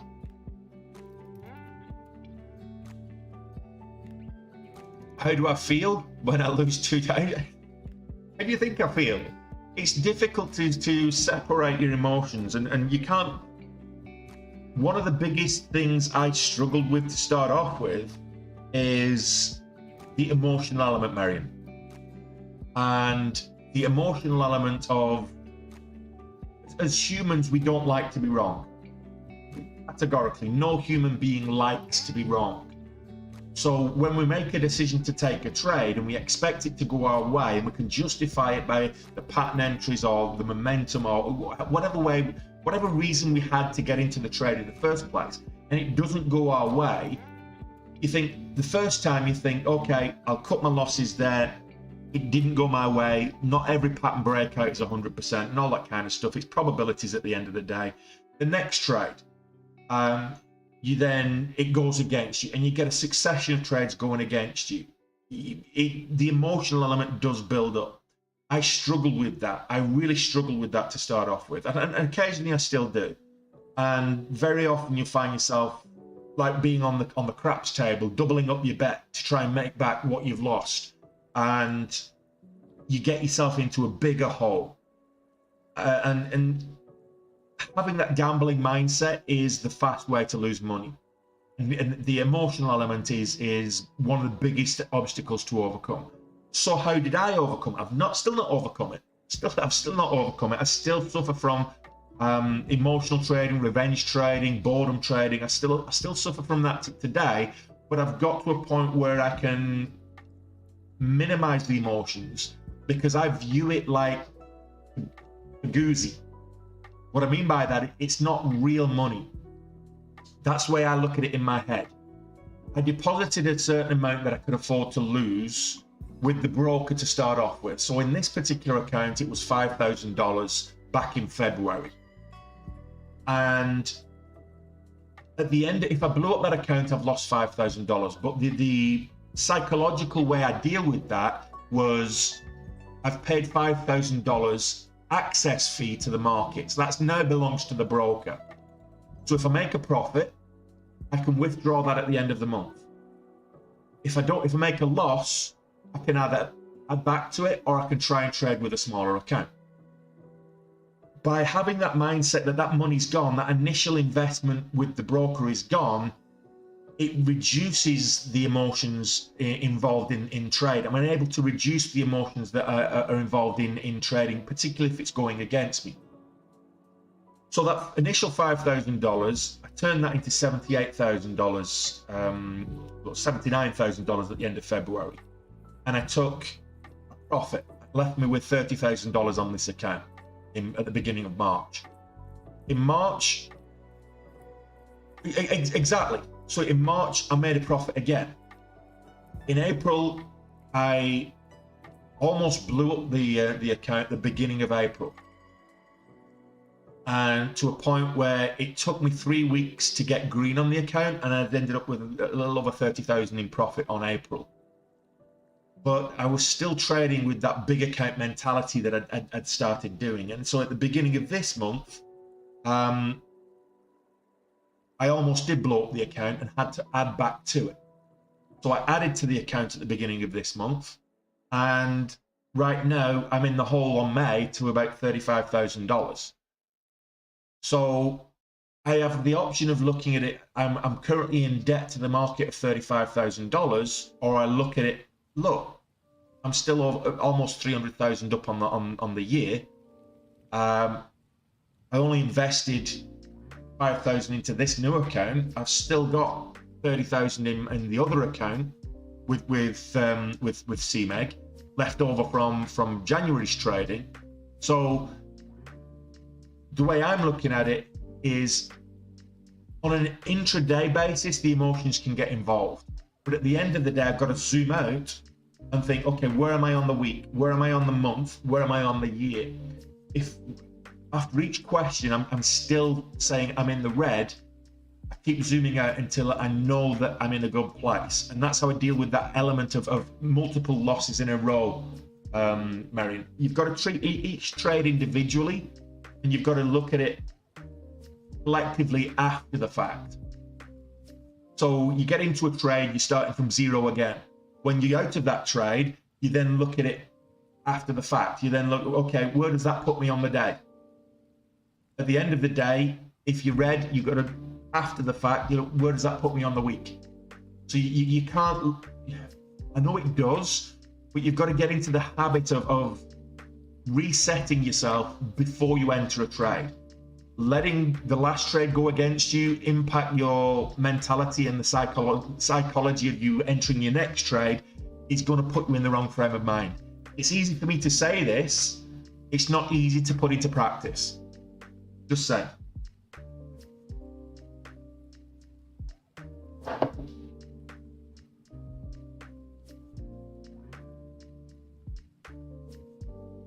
Yeah, absolutely, Squibby. If you're not feeling it, sit it out. And that's what I'm doing today. Is that yesterday was exhausting. So if I'm being, this is where I'm at today with mentality-wise. I went down in the first hour, and I was $16,000 down in the first hour, and that's not the worst I've been. And I've traded my way from worse positions, back from worse positions than that. But based on my performance this month and the way that I traded yesterday morning, I was kicking myself, and I knew exactly what I'd done wrong. I knew why I'd done it wrong, and I just wasn't in the right emotional state to continue. So I took a walk, went out, sunshine, said hello to the swans and the ducks and everything, walked the dog, had about an hour out, came back in, reset myself, and started trading again. But I started small, and I steadily and progressively traded myself out of that hole. But it was emotionally exhausting. It was mentally exhausting yesterday. And I've got up this, and I slept like a baby last night, but I've got up this morning and I'm still feeling very fatigued from yesterday. So right now, I'm happy just to sit and wait for a setup. If no setups happen, if I don't see any golden setups, then I'm happy to go in the weekend with a green week. If a setup happens and it goes against me, I'll probably quit on the day today, because I'm not really feeling it. I'm not really feeling myself after yesterday's trading. It was very emotionally taxing yesterday, very mentally taxing yesterday. Try and get back green. It took me all day to do it. And the guys who were on the course, the guys in the Discord, were getting regular updates periodically throughout the day as what I was doing, and which trades I was taking, what the entries were. You know, it wasn't signals. I'm not giving signals. I'm just information on what I was actually doing. And was able to get green, and a couple of really good pops on Neuro kind of saved the day for me last night. But I don't want to be doing that. I don't want to be doing that. So if I have to trade 8 hours a day, I'll go back to my old job. I'll go back and get, you know, an executive role with an IT company again. Because if I'm going to be working 8 hours a day, an emotionally taxing level, I'll take a salary. At least it's guaranteed. It's a lot less taxing emotionally than you know, trying to do this.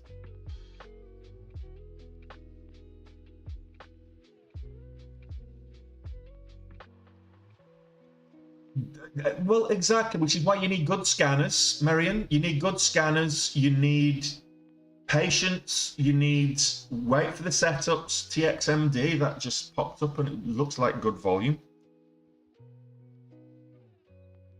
So that popped up. Yeah, we're getting the first 5-minute red candle. Bit of consolidation here.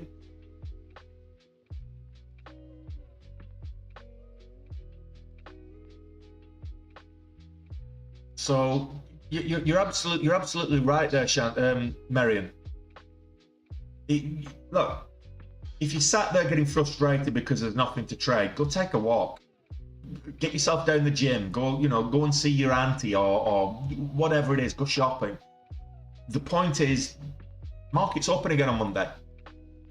If the market's not setting up, don't chase the market. If the market's not setting up to give you a profitable trade, chasing it's probably going to make you enter a non-profitable trade. If there's no opportunities, sit on the sidelines. There's a saying in day trading that sometimes the best trade is the trade you don't take. So patience is 100% key element of being profitable in the market. This month I've not been patient. I know for a fact I've been impatient with my trading, and that's a large part of what I've been doing wrong. So I will wait, and if I look back at the profitable days that I've had this month, a lot of them have come after 10 a.m. So it's like 10 a.m., 10:05 market time now. And a lot of the times I've waited for the good setups after 10 a.m. TXMD, for example, there was a great setup there on this consolidation pullback, 5-minute pullback, nice little pop for a quick 20 cents. So just wait for it. The markets can be all over the place, and they will be all over the place. Just don't rush into a trade just because you feel you should be trading. Sometimes it's better off not to trade at all. If you're not feeling it emotionally, if think of trading a bit like driving. If you're tired, don't trade. If you're emotionally upset, angry, depressed, whatever it is, don't trade. If you're hungover, April, what was it? April the 1st or whatever it was, March 1st or whatever it was. After the Carabao Cup final, I was hungover and came in and lost, what was it, $30,000 in a day because I wasn't in the right frame of mind. I'm trading hungover. Cardinal sin. Don't do it. If you're a performance racing driver, you wouldn't race if you were ill. If you wouldn't race if you were drunk or hungover, or any way that you're feeling under the weather or not your normal self it's a deficit to you. So don't do it. Okay, Finsky, long-term investment. You had a question.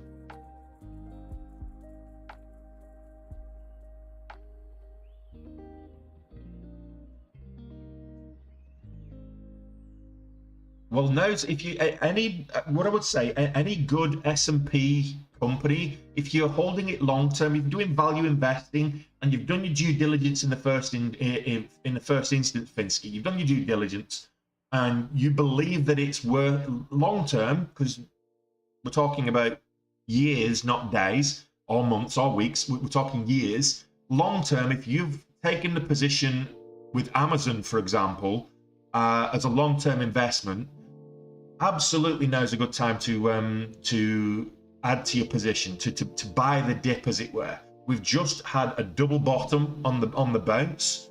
We've just had a double bottom, so now's a great time to load up your bags in S&P companies, ETFs, or that are doing the market. If it continues to fall, that's fine. You've got it at a discount. You can buy more at a further discount. Ultimately, long term, these companies will reach all-time highs. Ultimately, long term, the markets will reach all-time highs. Again, they will come good. Dips like this don't last forever. So long-term value investing is about finding a company you believe in that you're prepared to go the long haul with. So when you get, weak periods like there are now, and Amazon's not in a weak period, the market is. Amazon is just trading with the market. Same with Microsoft, the same with Micron, AMD, Nvidia, a whole bunch of others. Now's a good time to, if you've not got a portfolio, start one, or invest in an ETF that tracks the market. The dip right now is a good time to start your long-term investment. If it continues to retrace, so what? Keep adding. You're not looking at, will this make me money this year? You're looking at, will this make me money for my retirement? Will this make me money for 10, 15, 20 years from now?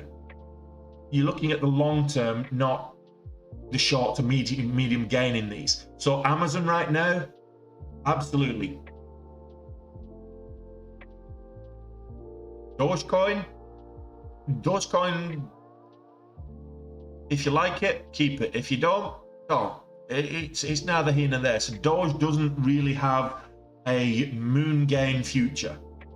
What I mean by that is its moon gains have already taken place. any meme coin that is on the main coin exchanges like Coinbase and Binance and all the others, if you can buy it in Robinhood, for example, or eToro or anything like that, what's the banking app that everybody uses? If you can buy it on that, then the days of its big gains are gone. It will likely move with the rest of the crypto market, but you're not going to get those 100x moves with Doge anymore. Same with Shiba Inu, the same with any of those meme coins. You might get a 15-20% move over a period of a week or so, but you're not going to get those big moon gains with Doge anymore. To get those big moon gains, it's low cap coins. So my approach to crypto is a split approach. You've got your large cap coins, which is value investing. It's very similar to my approach to the market. Is with your large cap S&P companies is value investing, maybe swing trading. Same thing with large cap coins. Value, hold value, long-term investment, maybe swing if they're in a good moment.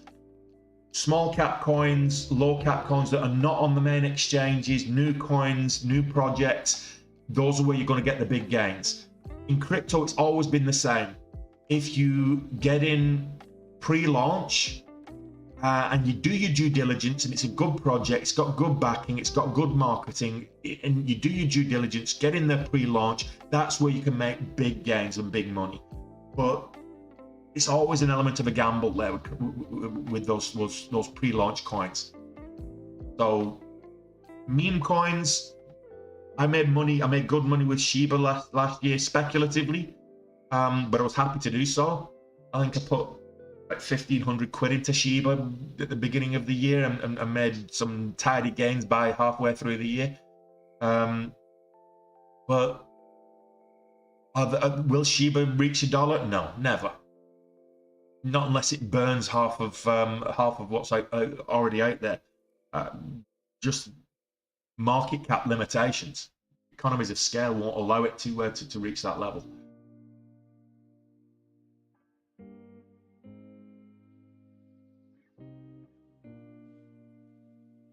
MDXH.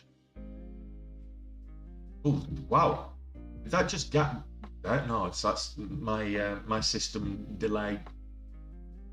Right, okay, so that's moving down now. Just bounced VWAP fade, if you will. Once it broke the VWAP after this initial move up, the VWAP fades for the big one there. Okay. IWMX. That's ranging sideways. If you look at it on the 5 minutes, a bit obvious what's going on there. So still looking at this level 260 is a key level. Up as high as 268, but 260 is the key level.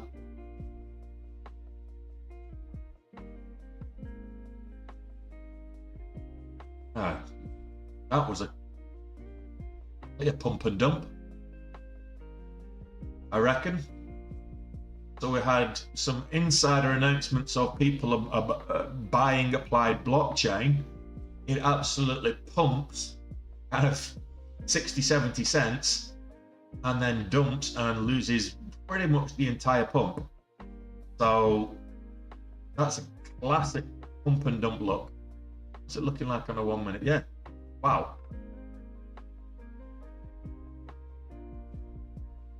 Do I know any scanners that are highly customizable? Absolutely. I use Benzinga every single day. And there's you can customize it however you want. I mean, there's the whole bunch of beta. The new beta scanner is quite good as well. I don't show that on screen because it's beta.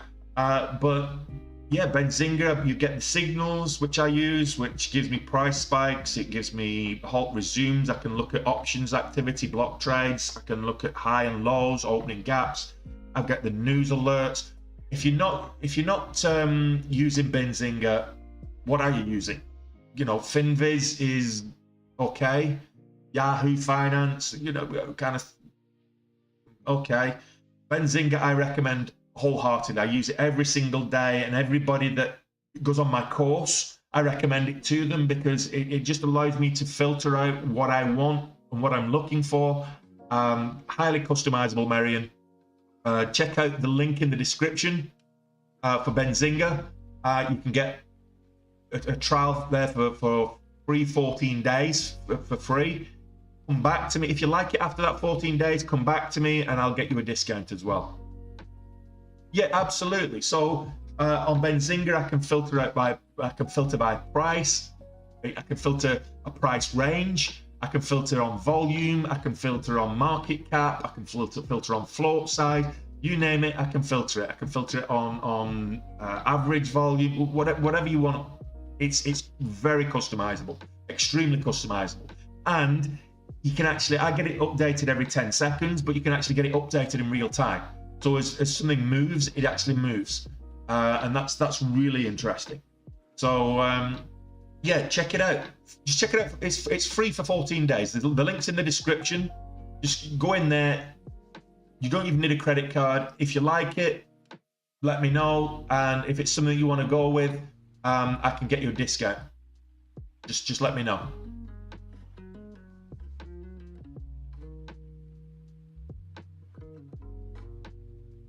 What's the wider market doing? So I expected the key price level here on SIGA to be 950. Pre-market high was 952. So we're over that.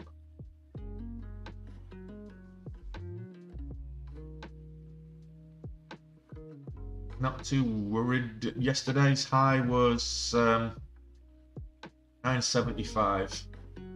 That's going to be very important.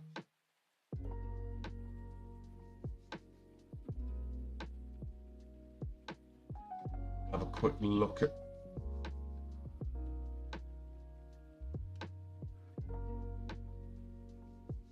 the daily on SIGA on TradingView, so I can go back further. Yeah, as far as I can see, the all-time high 975. Blue skies after this.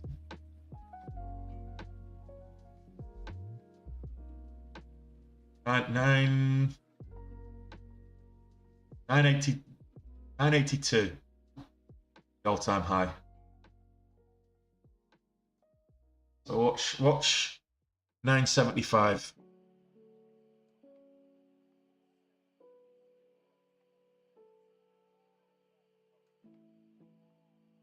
Only, do you think the price will go cheaper even more? For what?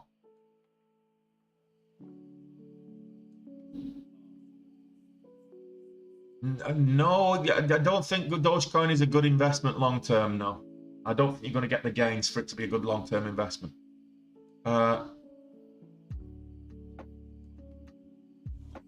So, Chrysler Soriano. Do I think the price is going to go cheaper even more? On what?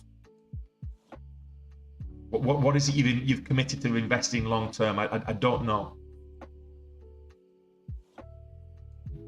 Long term, S&P is going to go up. There's no doubt in my mind that if you're buying an ETF, let's say you're buying the SPY, which is the Spider ETF that's linked to the S&P 500. If you're buying that long term, you're going to get. If you're patient, you're going to gain. You're going to be in profit. It's going to go up. Long term, it will go up. It always does go up. It goes a long way. Index funds are going to go up. You put your money in index funds long term, you will always gain. You'll always outperform you'll always outperform inflation. You'll outperform it being in the banks. So absolutely, it's going to keep going up. It may come down further, it may retrace, but it will reach all-time highs eventually. Whether that's this year, I think potentially it could be. More likely next year.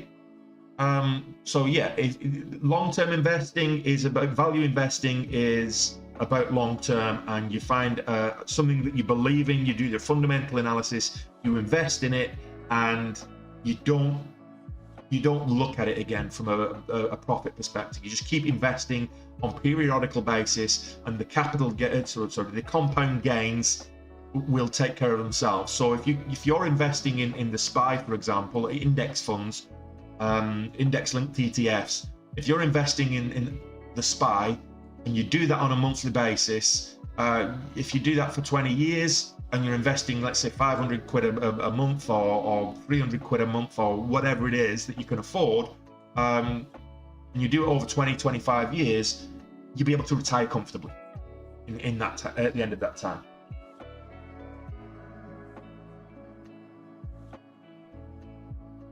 Good afternoon there, El Puno. Or should I say hola? Buenos dias.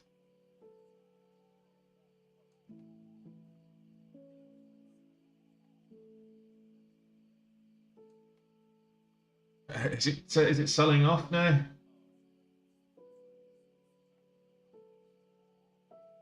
NIO sold off. Lovely VWAP fade. Check this out for a VWAP fade on NIO. So we sold off. We then retraced up to the VWAP, sold off, retraced up to the VWAP, sold off, retraced up to the VWAP. Lovely VWAP fade strategy. Then again, look at the SPY. That's not too dissimilar. Look at the Nasdaq. We've lost ground. I expected a bit of a rally today. Nasdaq's almost going red on the day. This is more akin to the NIO movement, VWAP fade. Nasdaq, watching it in real time, the Nasdaq is going red. Is it going to bounce?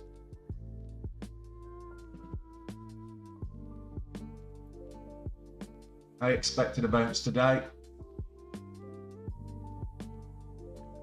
I expected a continued rally today, but considering how we bounced yesterday, it's not happening. See, this is the thing with the markets. You can try and predict them, but very often that they will not adhere to logic. The markets can be irrational or illogical a lot longer than we can stay solvent. So you just don't try and apply logic to the markets. They will bite you on the ass. Well, at 23, if you can afford 500 quid a month, 300 quid a month, however much you can afford to afford per month, if you can afford to automate it and put it away, and you do that for 10 years, so until you do it for 12 years, so until you're 35, and then you wait another 10 years, so you be the earliest. I don't know where you're based, but normally the earliest people allowed to retire is 50, between 50 and 55. If you wait until you're 50, all you do is you contribute. Okay, so contribute £200 a month, automate it, put it away for the next 12 years. You can cease contributing at 35. Maybe you've got kids and it's becoming a bit of a bind or whatever it is at that stage. And you just leave it there till you're 50. You can retire at 50 and you retire comfortably. If you put 200 quid a month away in an index linked fund, you'll have just the compounding effect, because you're 23 right now, just the compounding effect alone. Well, I mean, there's you can do Google it, compound calculator, how much you're going to put in for how long, and then what you're going to have at the end of it. And you probably find you'll be a millionaire there at that stage. By the time you're 50, you'll have a nice big pot that you can withdraw from and take the cost of living. You can go and enjoy yourself at 50, and 50 is the new 40. So compound interest is fantastic, and it's something that you do not get taught in school.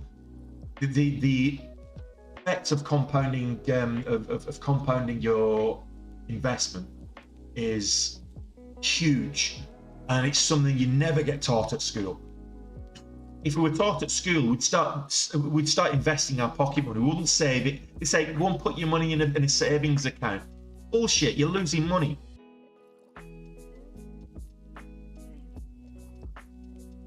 It's insane. Absolutely, they don't teach you how to calculate your tax. They don't, so you know how much tax you're going to pay. They don't teach you anything about financial literacy. If you're going to, if you're going to run your own business, what kind of things. The reason they try and keep you financially illiterate is so that you will be a slave to the system. You'll be a slave to a paycheck.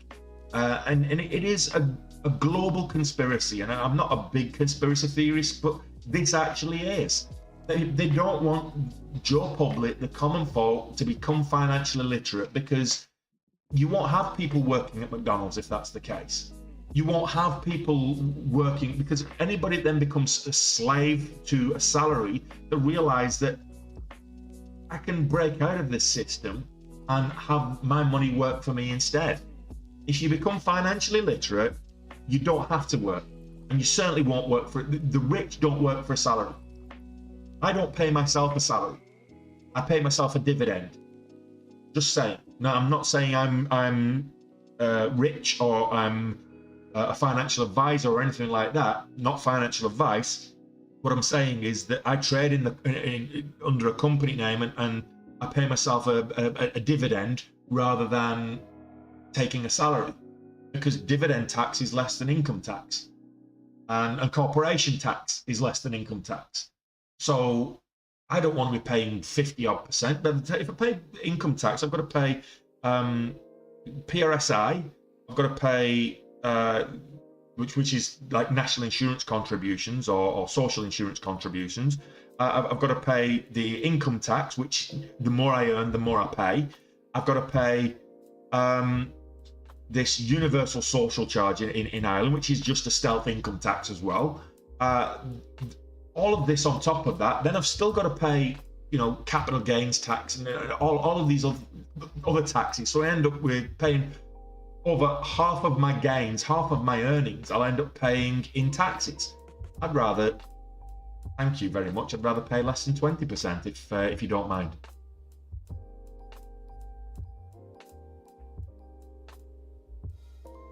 Well, absolutely, Finsky. You if you've got your company makes a profit, it pays corporation tax. As the sole shareholder, I'm entitled to all of that profit if I want, in terms of dividends. I can choose to pay the profits as a dividend, or I can choose to pay partial profits as a dividend and reinvest the rest back in the company. When I say back in the company, in other additional assets. And every time I buy assets as a long term, I can then look at writing that off as an expenditure.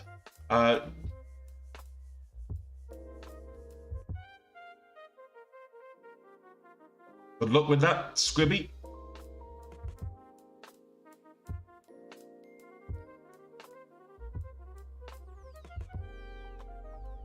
MDX, the volume's just fallen out of that one, so that's not making a comeback.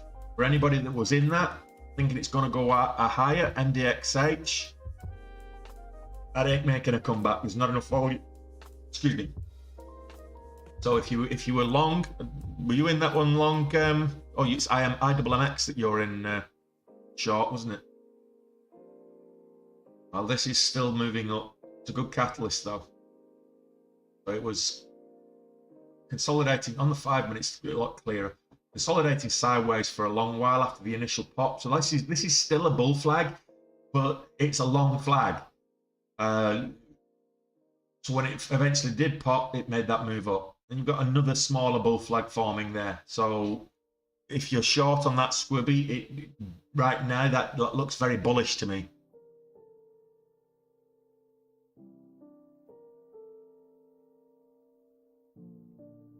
Well, you can. You can. You set up your LLC or limited company, Finsky, and you don't take a salary. If you are the CEO of your company, it depends how many directors, depending where you are, where you're located. Different regions, different countries have different regulations. But if you set up your LLC or limited company, for those in the UK and Ireland, if you set up your LLC, then you trade as your LLC. Then wherever you are, you might even not have to pay corporation tax on your gains, because depending where you are, you may be looking at some places are capital gains tax is not a thing. So there's a number of different ways. Speak to a good accountant. They tell you which jurisdictions are a good place to set up an LLC, and you can trade offshore in an LLC. That's fine, because if you're trading offshore, let's say you set up an LLC in the Bahamas and you're trading the US stock market, but you're living in Canada, you don't take an income, you don't take a salary, you take a dividend. And then the only thing that you end up having to pay is dividend tax or whatever. Speak to your accountant. It's different in each jurisdiction, so I don't want to give you any kind of financial advice. I'm not a financial advisor.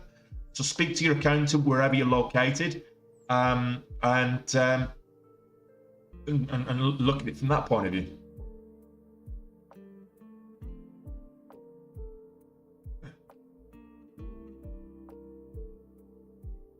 Well, your capital gains tax, Jack, is actually less than income tax. So I would rather pay capital gains tax than income tax. Just saying. And you being based in the UK, I think you are, so, you know, the Isle of Man doesn't have capital gains tax. And that's just a short ferry ride from Liverpool. You know, Jersey and Guernsey. Short ferry ride from Southampton, so and they don't have capital gains tax. I'm just saying, I'm not saying that you should have accounts based in those locations and trading out of those locations. I'm not saying you should. It's not financial advice. I'm just saying that you could. I mean, there's no capital gains tax in those offshore locations. Oh, you're in Ireland, 41%. It's still less than income tax after all in.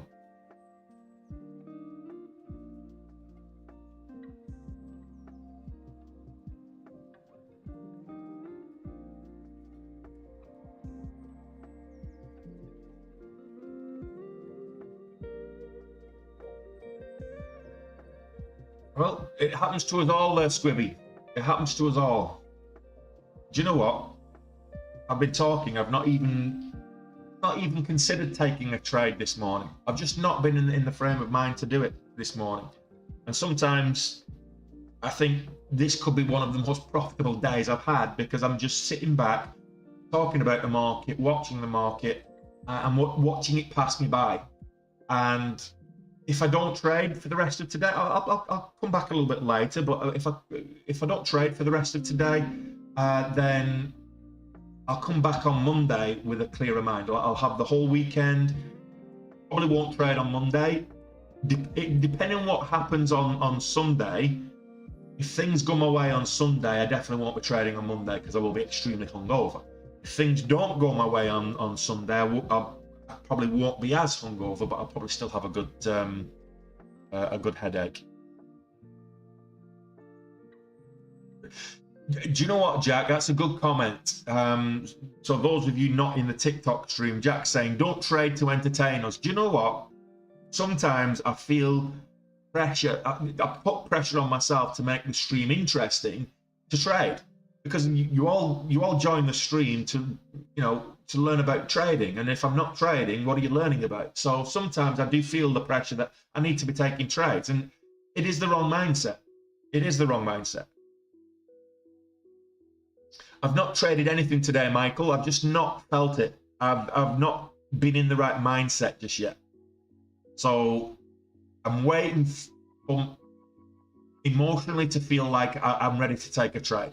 I was emotionally exhausted. It took me I was trading all day yesterday after the hole I dug myself in.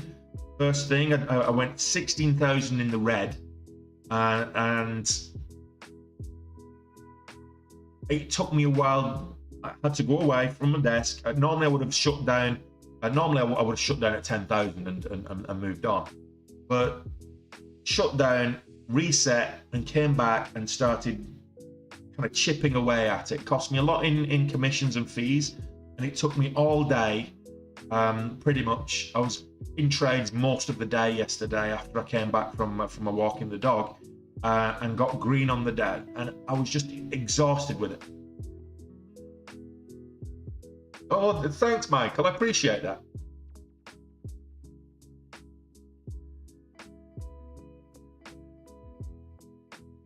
Look, every day's bloody if you're on the wrong side of the trade, Chrysler. You know, some people when it's a bull market, some people are short biased. They get on the wrong side of the trade. And see, this is something that a lot of people don't understand. They think trading a bear market is easy for short biased people. It's actually not. It's just as difficult trading a bear market for people who are short biased as it is for people who are long biased. Why? Because people who are short biased are looking for these pops the same way as us long. We're looking for the ride up. People who have a long bias are looking for the ride up. People who are short bias are looking for this rally upwards to spot the peak, ready to ride it back down. So they're looking for the reversal, and then they'll short it on the way back down. So a lot of short bias traders love the bioscience companies, like I keep saying, that make these daily pops up and then sell off for the rest of the day, because they look at it like this is easy money. We get the move up, and if you're not getting as many of these big intraday movers, they're not getting as many of the big intraday sell-offs. So it's just as difficult for the short sellers as it is for the long bias traders.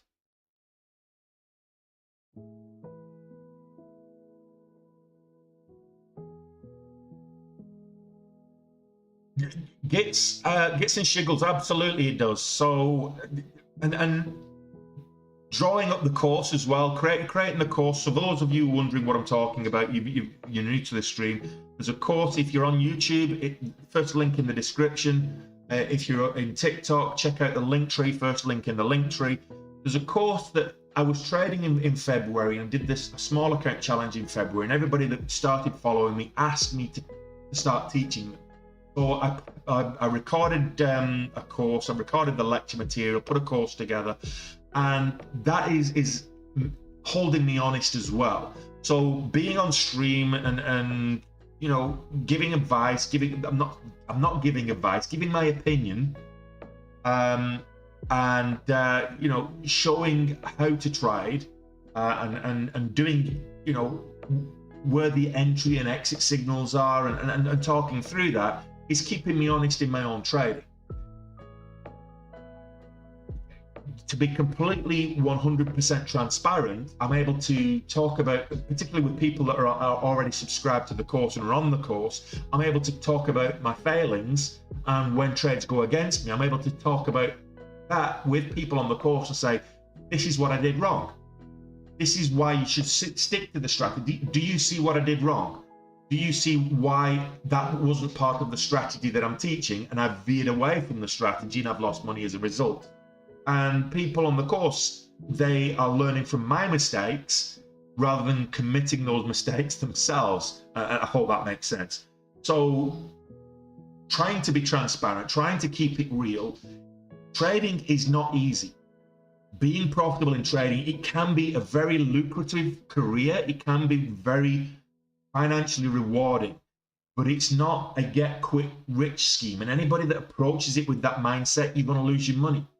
It's not gambling. Anybody that approaches it with gambling, you're going to lose your money. So have a strategy that's proven to be profitable and stick to it. And when you veer from that strategy, expect to get burnt. There's a reason why one of the key fundamental principles of being a profitable day trader is discipline.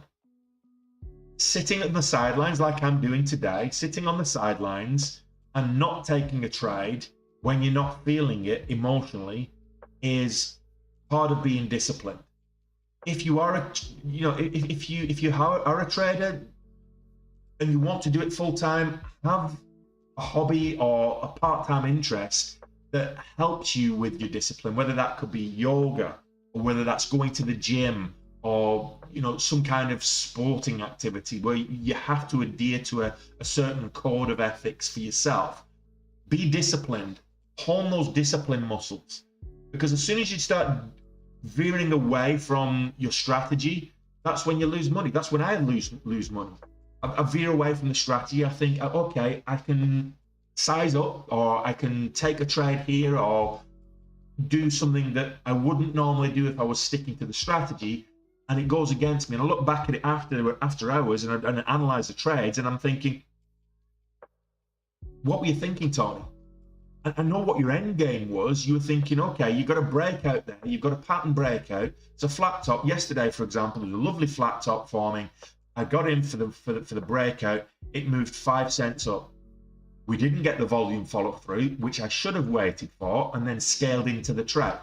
No, I went big size. It went 5 cents up and reversed. So that reversal cost me a lot of money. And then one of the things I teach on the course is, don't hold on to losers.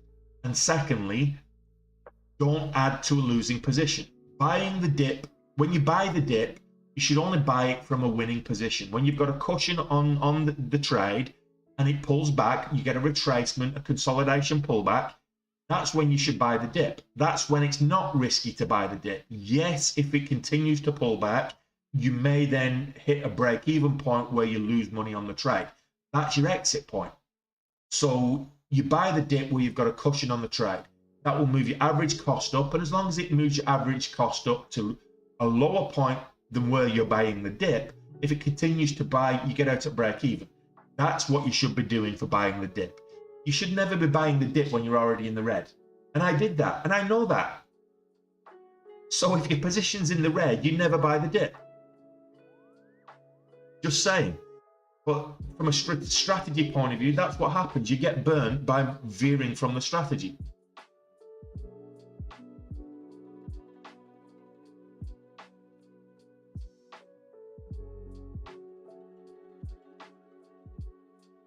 Discipline takes practice. Gits and shiggles, that's the whole thing. You know, part of the course is trading as a business and having a business plan. And to become profitable, to learn the strategies, to become disciplined, I can give you the technical information. I can teach you how to trade and all that kind of stuff. That's not a problem. Anybody that does the reading material and learns how to trade doesn't necessarily make them a good trader. They can teach the material. They can be a good teacher, but not necessarily a good trader, because there's a big difference between doing and teaching. They say, you know, those that can do and those that can't teach. That's the old saying. Well, I'm not getting into teaching, you know, because I can't trade. I'm getting into teaching because I've proven I can trade. The difference, I think, is the discipline element and being disciplined and overcoming that is a bit like, and I've said this before, it's an analogy that I've used before. It's using muscles. It's muscle memory. If you learn and practice in a simulator, you get that muscle memory of cutting the loss when it's got to be cut, of riding the winners when you're able to ride the winners. And you get that muscle memory through practice.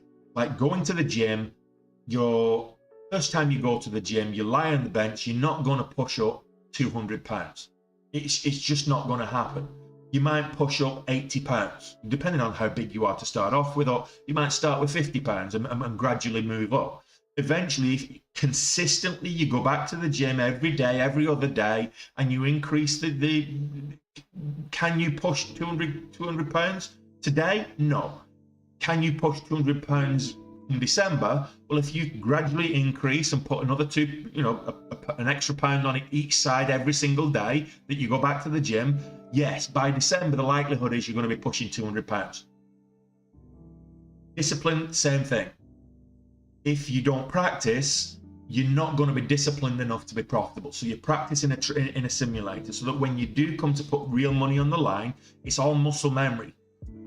The emotional element comes into play, but the muscle memory kicks in. And you're able to be disciplined about managing your risk, cutting your losses, cutting them early so that when you get a winner, it covers all any of the. You can make 8 losing trades in a row, but if you lose 5 cents on the share 8 times in a row, and you make 50 cents on the share on time number 9, you've made money.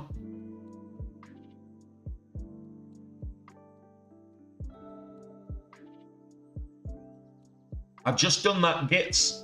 I've just done that. I've just done the move, and again, that's another. What's the motivation for helping others? I enjoy it.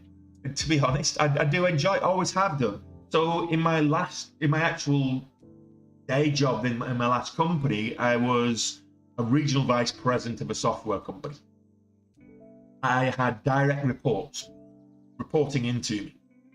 But part of my role and as a leader in that company was to coach and mentor people that weren't as experienced or weren't as high up the corporate ladder as I am. So, and I always as soon as I got into management, that's one of the things I really enjoyed, is helping people grow in the roles that they're in. So when you get into a management role and you've got a team under you, you get some great performing people in the team under you. It's very easy to be selfish and want to hold on to those those top performers. If you really are a true leader, what you're doing is what you want to do is encourage those people to leave you, because you take them out of the comfort zone and help them grow and achieve a level where they start to stagnate. You can no longer help them grow. So they then surpass where they're at and they need to move on to continue. And I personally always got a bit of a buzz, a bit of a kick out of people when they moved on to a bigger, better role than what they were in under my tenure. So, or under my stewardship, as it were. And trading, I'm seeing the same thing. So what I'm doing when I'm not streaming, I'm still in the Discord with the people on the course, and I'm calling out, look, there's a pattern forming on stock X or stock Y. Take a look, see if you can see it, let me know your thoughts, tell me where the entry points are and all this kind of stuff. And then the students are calling out what gains they're making on the day, whether it's in a simulator or whether it's in real. And I'm getting a kick when they're telling me that they're green on the day, or they traded a pattern that I've taught them how to spot. I'm getting a kick out of it as if I've traded that myself. They might make $300. The kick I'm getting out of it is like I've made $3,000 myself. It really is something that I'm enjoying doing. Sega. Oh, yeah, I was watching this earlier. It's looking good. It's this one is blue skies now. Right now, all-time highs.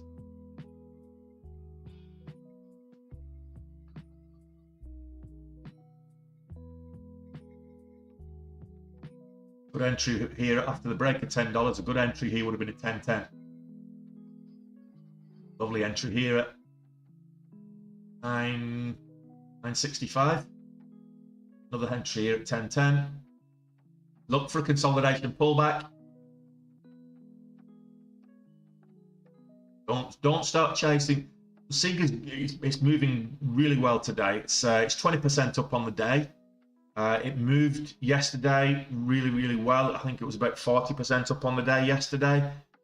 So don't chase it.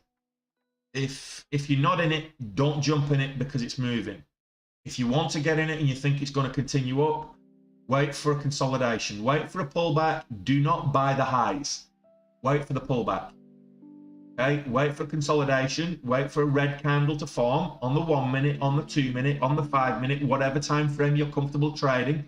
Wait for a red candle to form, and then look for the move up after that.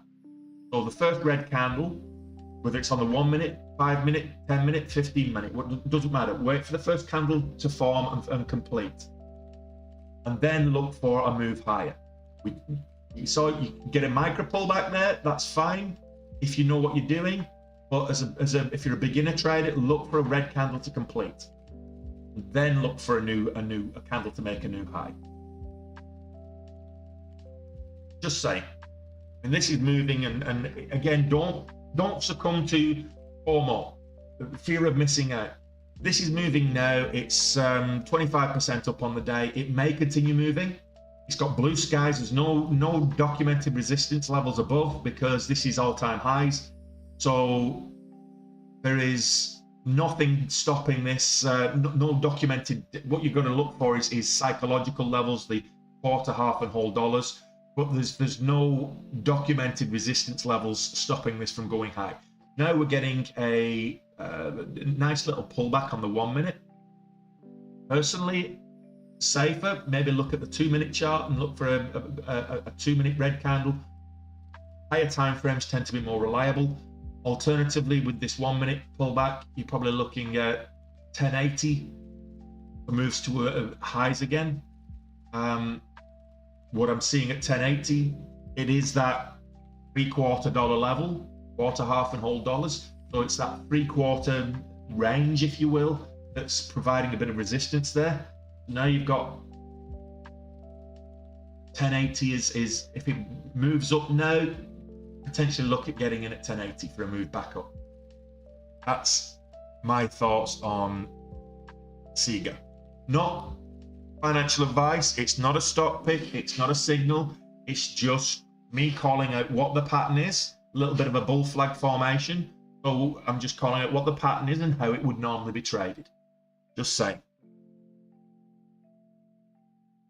Did I short Veru? Did Veru sell off? I didn't short Veru, but yes, it sold off. So much for Kramer. I'm kind of sitting on the sidelines today, Superchip. I'm exhausted, so I'm not actually trading today. At the moment, I'm not trading. I'm right now. I'm getting itchy fingers. So, well, no. User Tesla's not dumping today. The market's dumping today. So the SPY is down at from where it opened. It's about to go red on the day. The Nasdaq already is red on the day. Oh, SPY's just gone red on the day. So the S&P 5's just gone red. Russell Index is already red. Dow Jones is already red. So the markets are red. That's what Tesla is not dumping. The markets are dumping. Tesla follows the market. No, I said it will be a good time to short Veru because someone in the chat said that did I see the analyst ratings on Veru? And I did a little bit of a look, and Kramer was saying that Veru's going to go higher. So I said, jokingly, but also many true words spoken in jest, I said, well, if Kramer thinks it's going higher, now's a good time to short Veru. It's going to sell off. And lo and behold, you know, inverse Kramer works. I'm green on the week. I'll tell you exactly how much I've made on the week net this week. So when did we start? 16th, wasn't it, this week? So far this week, I'm 7,000 green on the week. So I'm not in a rush to trade today. I'd rather go at it with a fresh head on Monday. Like I say, I'm not feeling it properly today, but we'll see. So 7,000 for me is great. I mean, after the performances I've been putting in, be green on the week is essential. I need a couple of consecutive green weeks after that hole I dug at the beginning of the month. I'm still at over 30,000 drawdown at the moment. So I've got, after today, 7 trading days left of the month.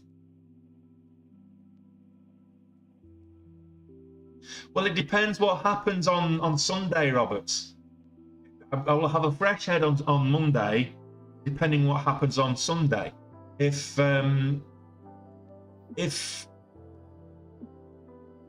things go the way I would like them to go on Sunday, then absolutely no trading on Monday. I will definitely be hungover. There's no doubt in my mind I'll be hungover.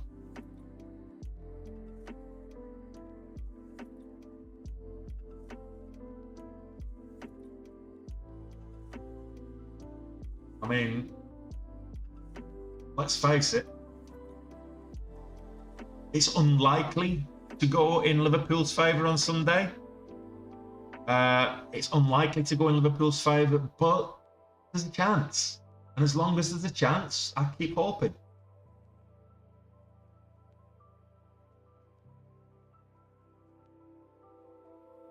So I would look for the break of the $0.50 here on Sega, on the move back up. So there's the break of the $0.50. The consolidation pullback. The high of this one was 51. So again, we didn't get that follow through.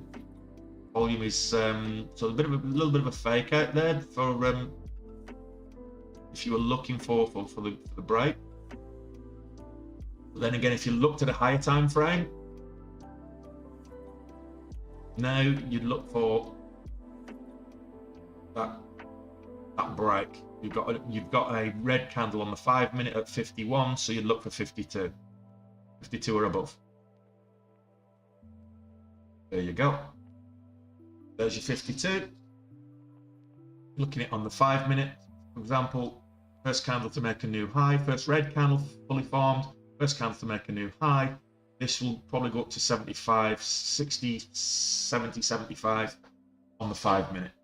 Back to the 1 minute where you can see the action, but you're looking for confirmation. Which is why if you watching me on YouTube, this is why I've got multiple time frames. I've actually got a 2 minute time frame on my other screen right next to this. So just to the right of this, I've got a 2 minute time frame where I'm looking for confirmation. So you always look for confirmation on the higher time frame. You look for the micro entries on the 1 minute, but look for confirmation if you can on the higher time frame. It's just more reliable on the higher time frame.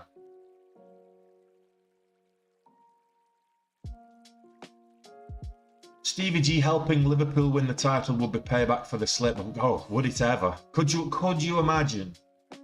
The scene's set. The scene is set. Liverpool are streets ahead against Wolves. They're winning. Okay? Manchester City are a goal up against Aston Villa. It's into injury time. Philippe Coutinho is subbed on by Steven Gerrard. Coutinho goes on, provides the assist for Danny Ings to score the equaliser in stoppage time, which hands Liverpool the title. Could you imagine that? Could you imagine that?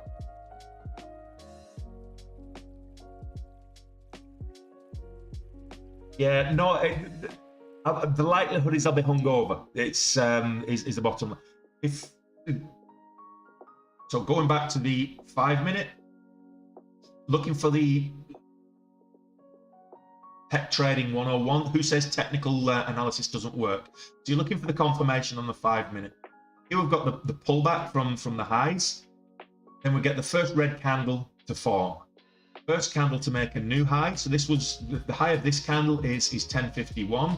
We could have gone into this candle at 1052 and it would have moved up all the way up to 1074. I said 1070, 1075 is probably where it will go to. It may even still go higher, but it's now retracing. So you would have taken, let's say you went in for 1,000 shares here, 10,000 equity or whatever it is. You went for 1,000 shares, you take 500 off at 1070. It's pulling all the way back now, but what you do is you bring up your stop to break even.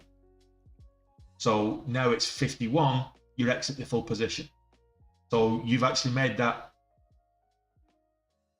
20-cent move for 500 shares, which is, you know, a nice 100 quid, nice 100 quid profit on that move. Well, I don't know, Phil. I mean, if you're a gooner and you're hoping for a miracle, all I can say is you need Spurs to drop points. And Spurs have a habit of being Spursy. The only team that's been more Spursy than Spurs this season has been Arsenal. So the likelihood is, the way I see it for that top 4 spot, is that Spurs are going to be Spurs and drop points. And then Arsenal are going to drop points as well and not take advantage. That's all I'm going to say. That's what's going to happen on that top 4 spot. So Spurs have the habit of really turning it on, like they did against Liverpool, playing really well and taking some of them off them. They did it against City as well. So against the big side, Spurs have a habit of really turning it on and performing out of the skin, and then dropping points against teams you would expect to absolute hammer them. So you need to do Arsenal. Do what you need to do, win your game, and Spurs would very well capitulate. Spurs have a habit of being Spursy. But let's see where this goes. So this is the 5-minute chart. Let's look back at the one. What does that look like on the? If you're looking at this on the 1 minute, it looks a bit choppy. It's a little bit more difficult to actually spot the pattern. But if you look at it on the 2 minute, a little bit easier. On the 5 minute, it's clear as day. The pattern is absolute transparent. So having multiple time frames side by side gives you a little bit of an advantage in terms of pattern selection, in terms of entry and exit points, in terms of and then what you're then looking for on this is combining the two. You've got your entry here on the 5 minute, but then on the 1 minute, you could look for, okay, I want first candle to break new lows. So we had the pullback, first candle to break new lows. You ride it up, you take some profits up here at 1070. First candle to break new lows, rather than waiting for it to come all the way back down to break even. You might want to, actually, you get to break even first, so you get out there anyway. But if that's not the case, you could first candle to break new lows. If you got in here, for example, this little bull flag, you got in here, let's go back to the 5 minute, looking at bull flags. Got a nice little bull flag set up here. The first candle to break highs here would have been 970. So if you got in at 970, you could have rolled this all the way up to the high. You'd have got over a whole dollar move. And not a single candle would have broke lows. Okay, so you got in there, and on the 5 minute, you've not even got a candle to break a low. Your first candle, you'd still be in this. You pulled all the way back. You've taken profits up here. You might still be holding this. You've not even got a candle that's broken a low yet. So you could still be, if you got in here at 970, you could still be in this trade. First candle to break a low as your exit indicator. You might have even added for this, because you've got this bull flag here. Add to your position here. Increase your size. So you're actually making more money. And now you're just waiting for the next candle to break a new low. So your stop right now is 1045 or something like that. 1045. So the low of this candle. So it's not complicated, but when you throw the emotional and psychological element in there as well, it makes it, because you get lost in the moment, you get lost in the trade, and it makes it a little bit more difficult to trade.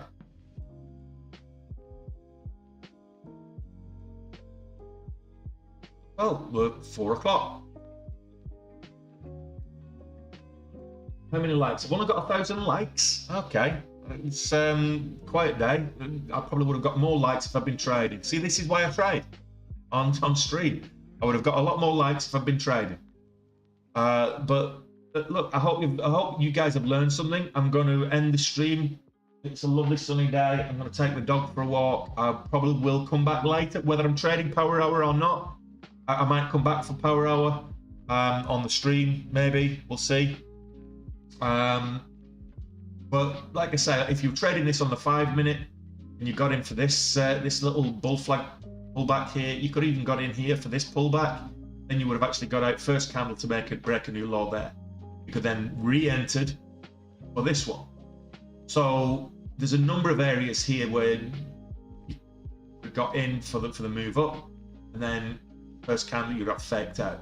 Move up, then you could have added your position, because then we're looking, this has been really, on the 5 minute, very clear and easy to trade. So if you've got the patience to look for 5 minute setups, you tend to find that they're a lot more reliable, and you get a longer move because you know your risk and versus your reward. The problem that you've got with this is, for example, if you get in for the break of highs here at 10.52, you're setting your risk down here at 10.30. So are you prepared to put a 20-cent stop in place? Do you have enough?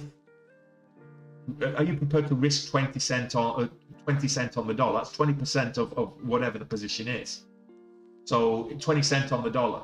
If you take 1,000 shares, are you prepared to risk 200 bucks on that one trade? Do you think you're going to get 400 bucks on that trade? And that's the things that you've got to calculate.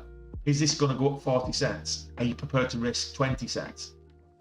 Down here, absolutely. Because you're getting in here, so first candle to make a new high, you're actually risking kind of 10, 15 cents, the low of the previous candle.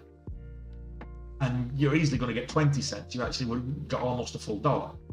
Well, you did get a full dollar. But the question you need to ask is, how big is the previous green candle?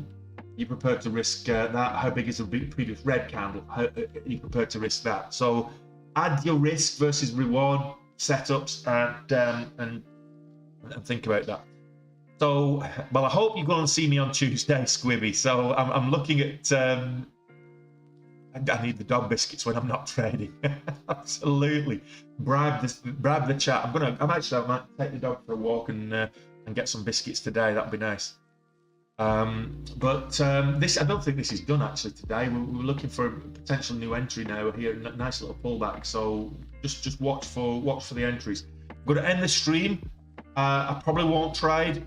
I'm maybe back for power hour. If I do trade, I'll come back for power hour and give an update. But either way, we'll see how it goes. See how I'm feeling after I've had my walk, and I'll see you all on Monday for sure. And good luck, Liverpool. Catch you guys later.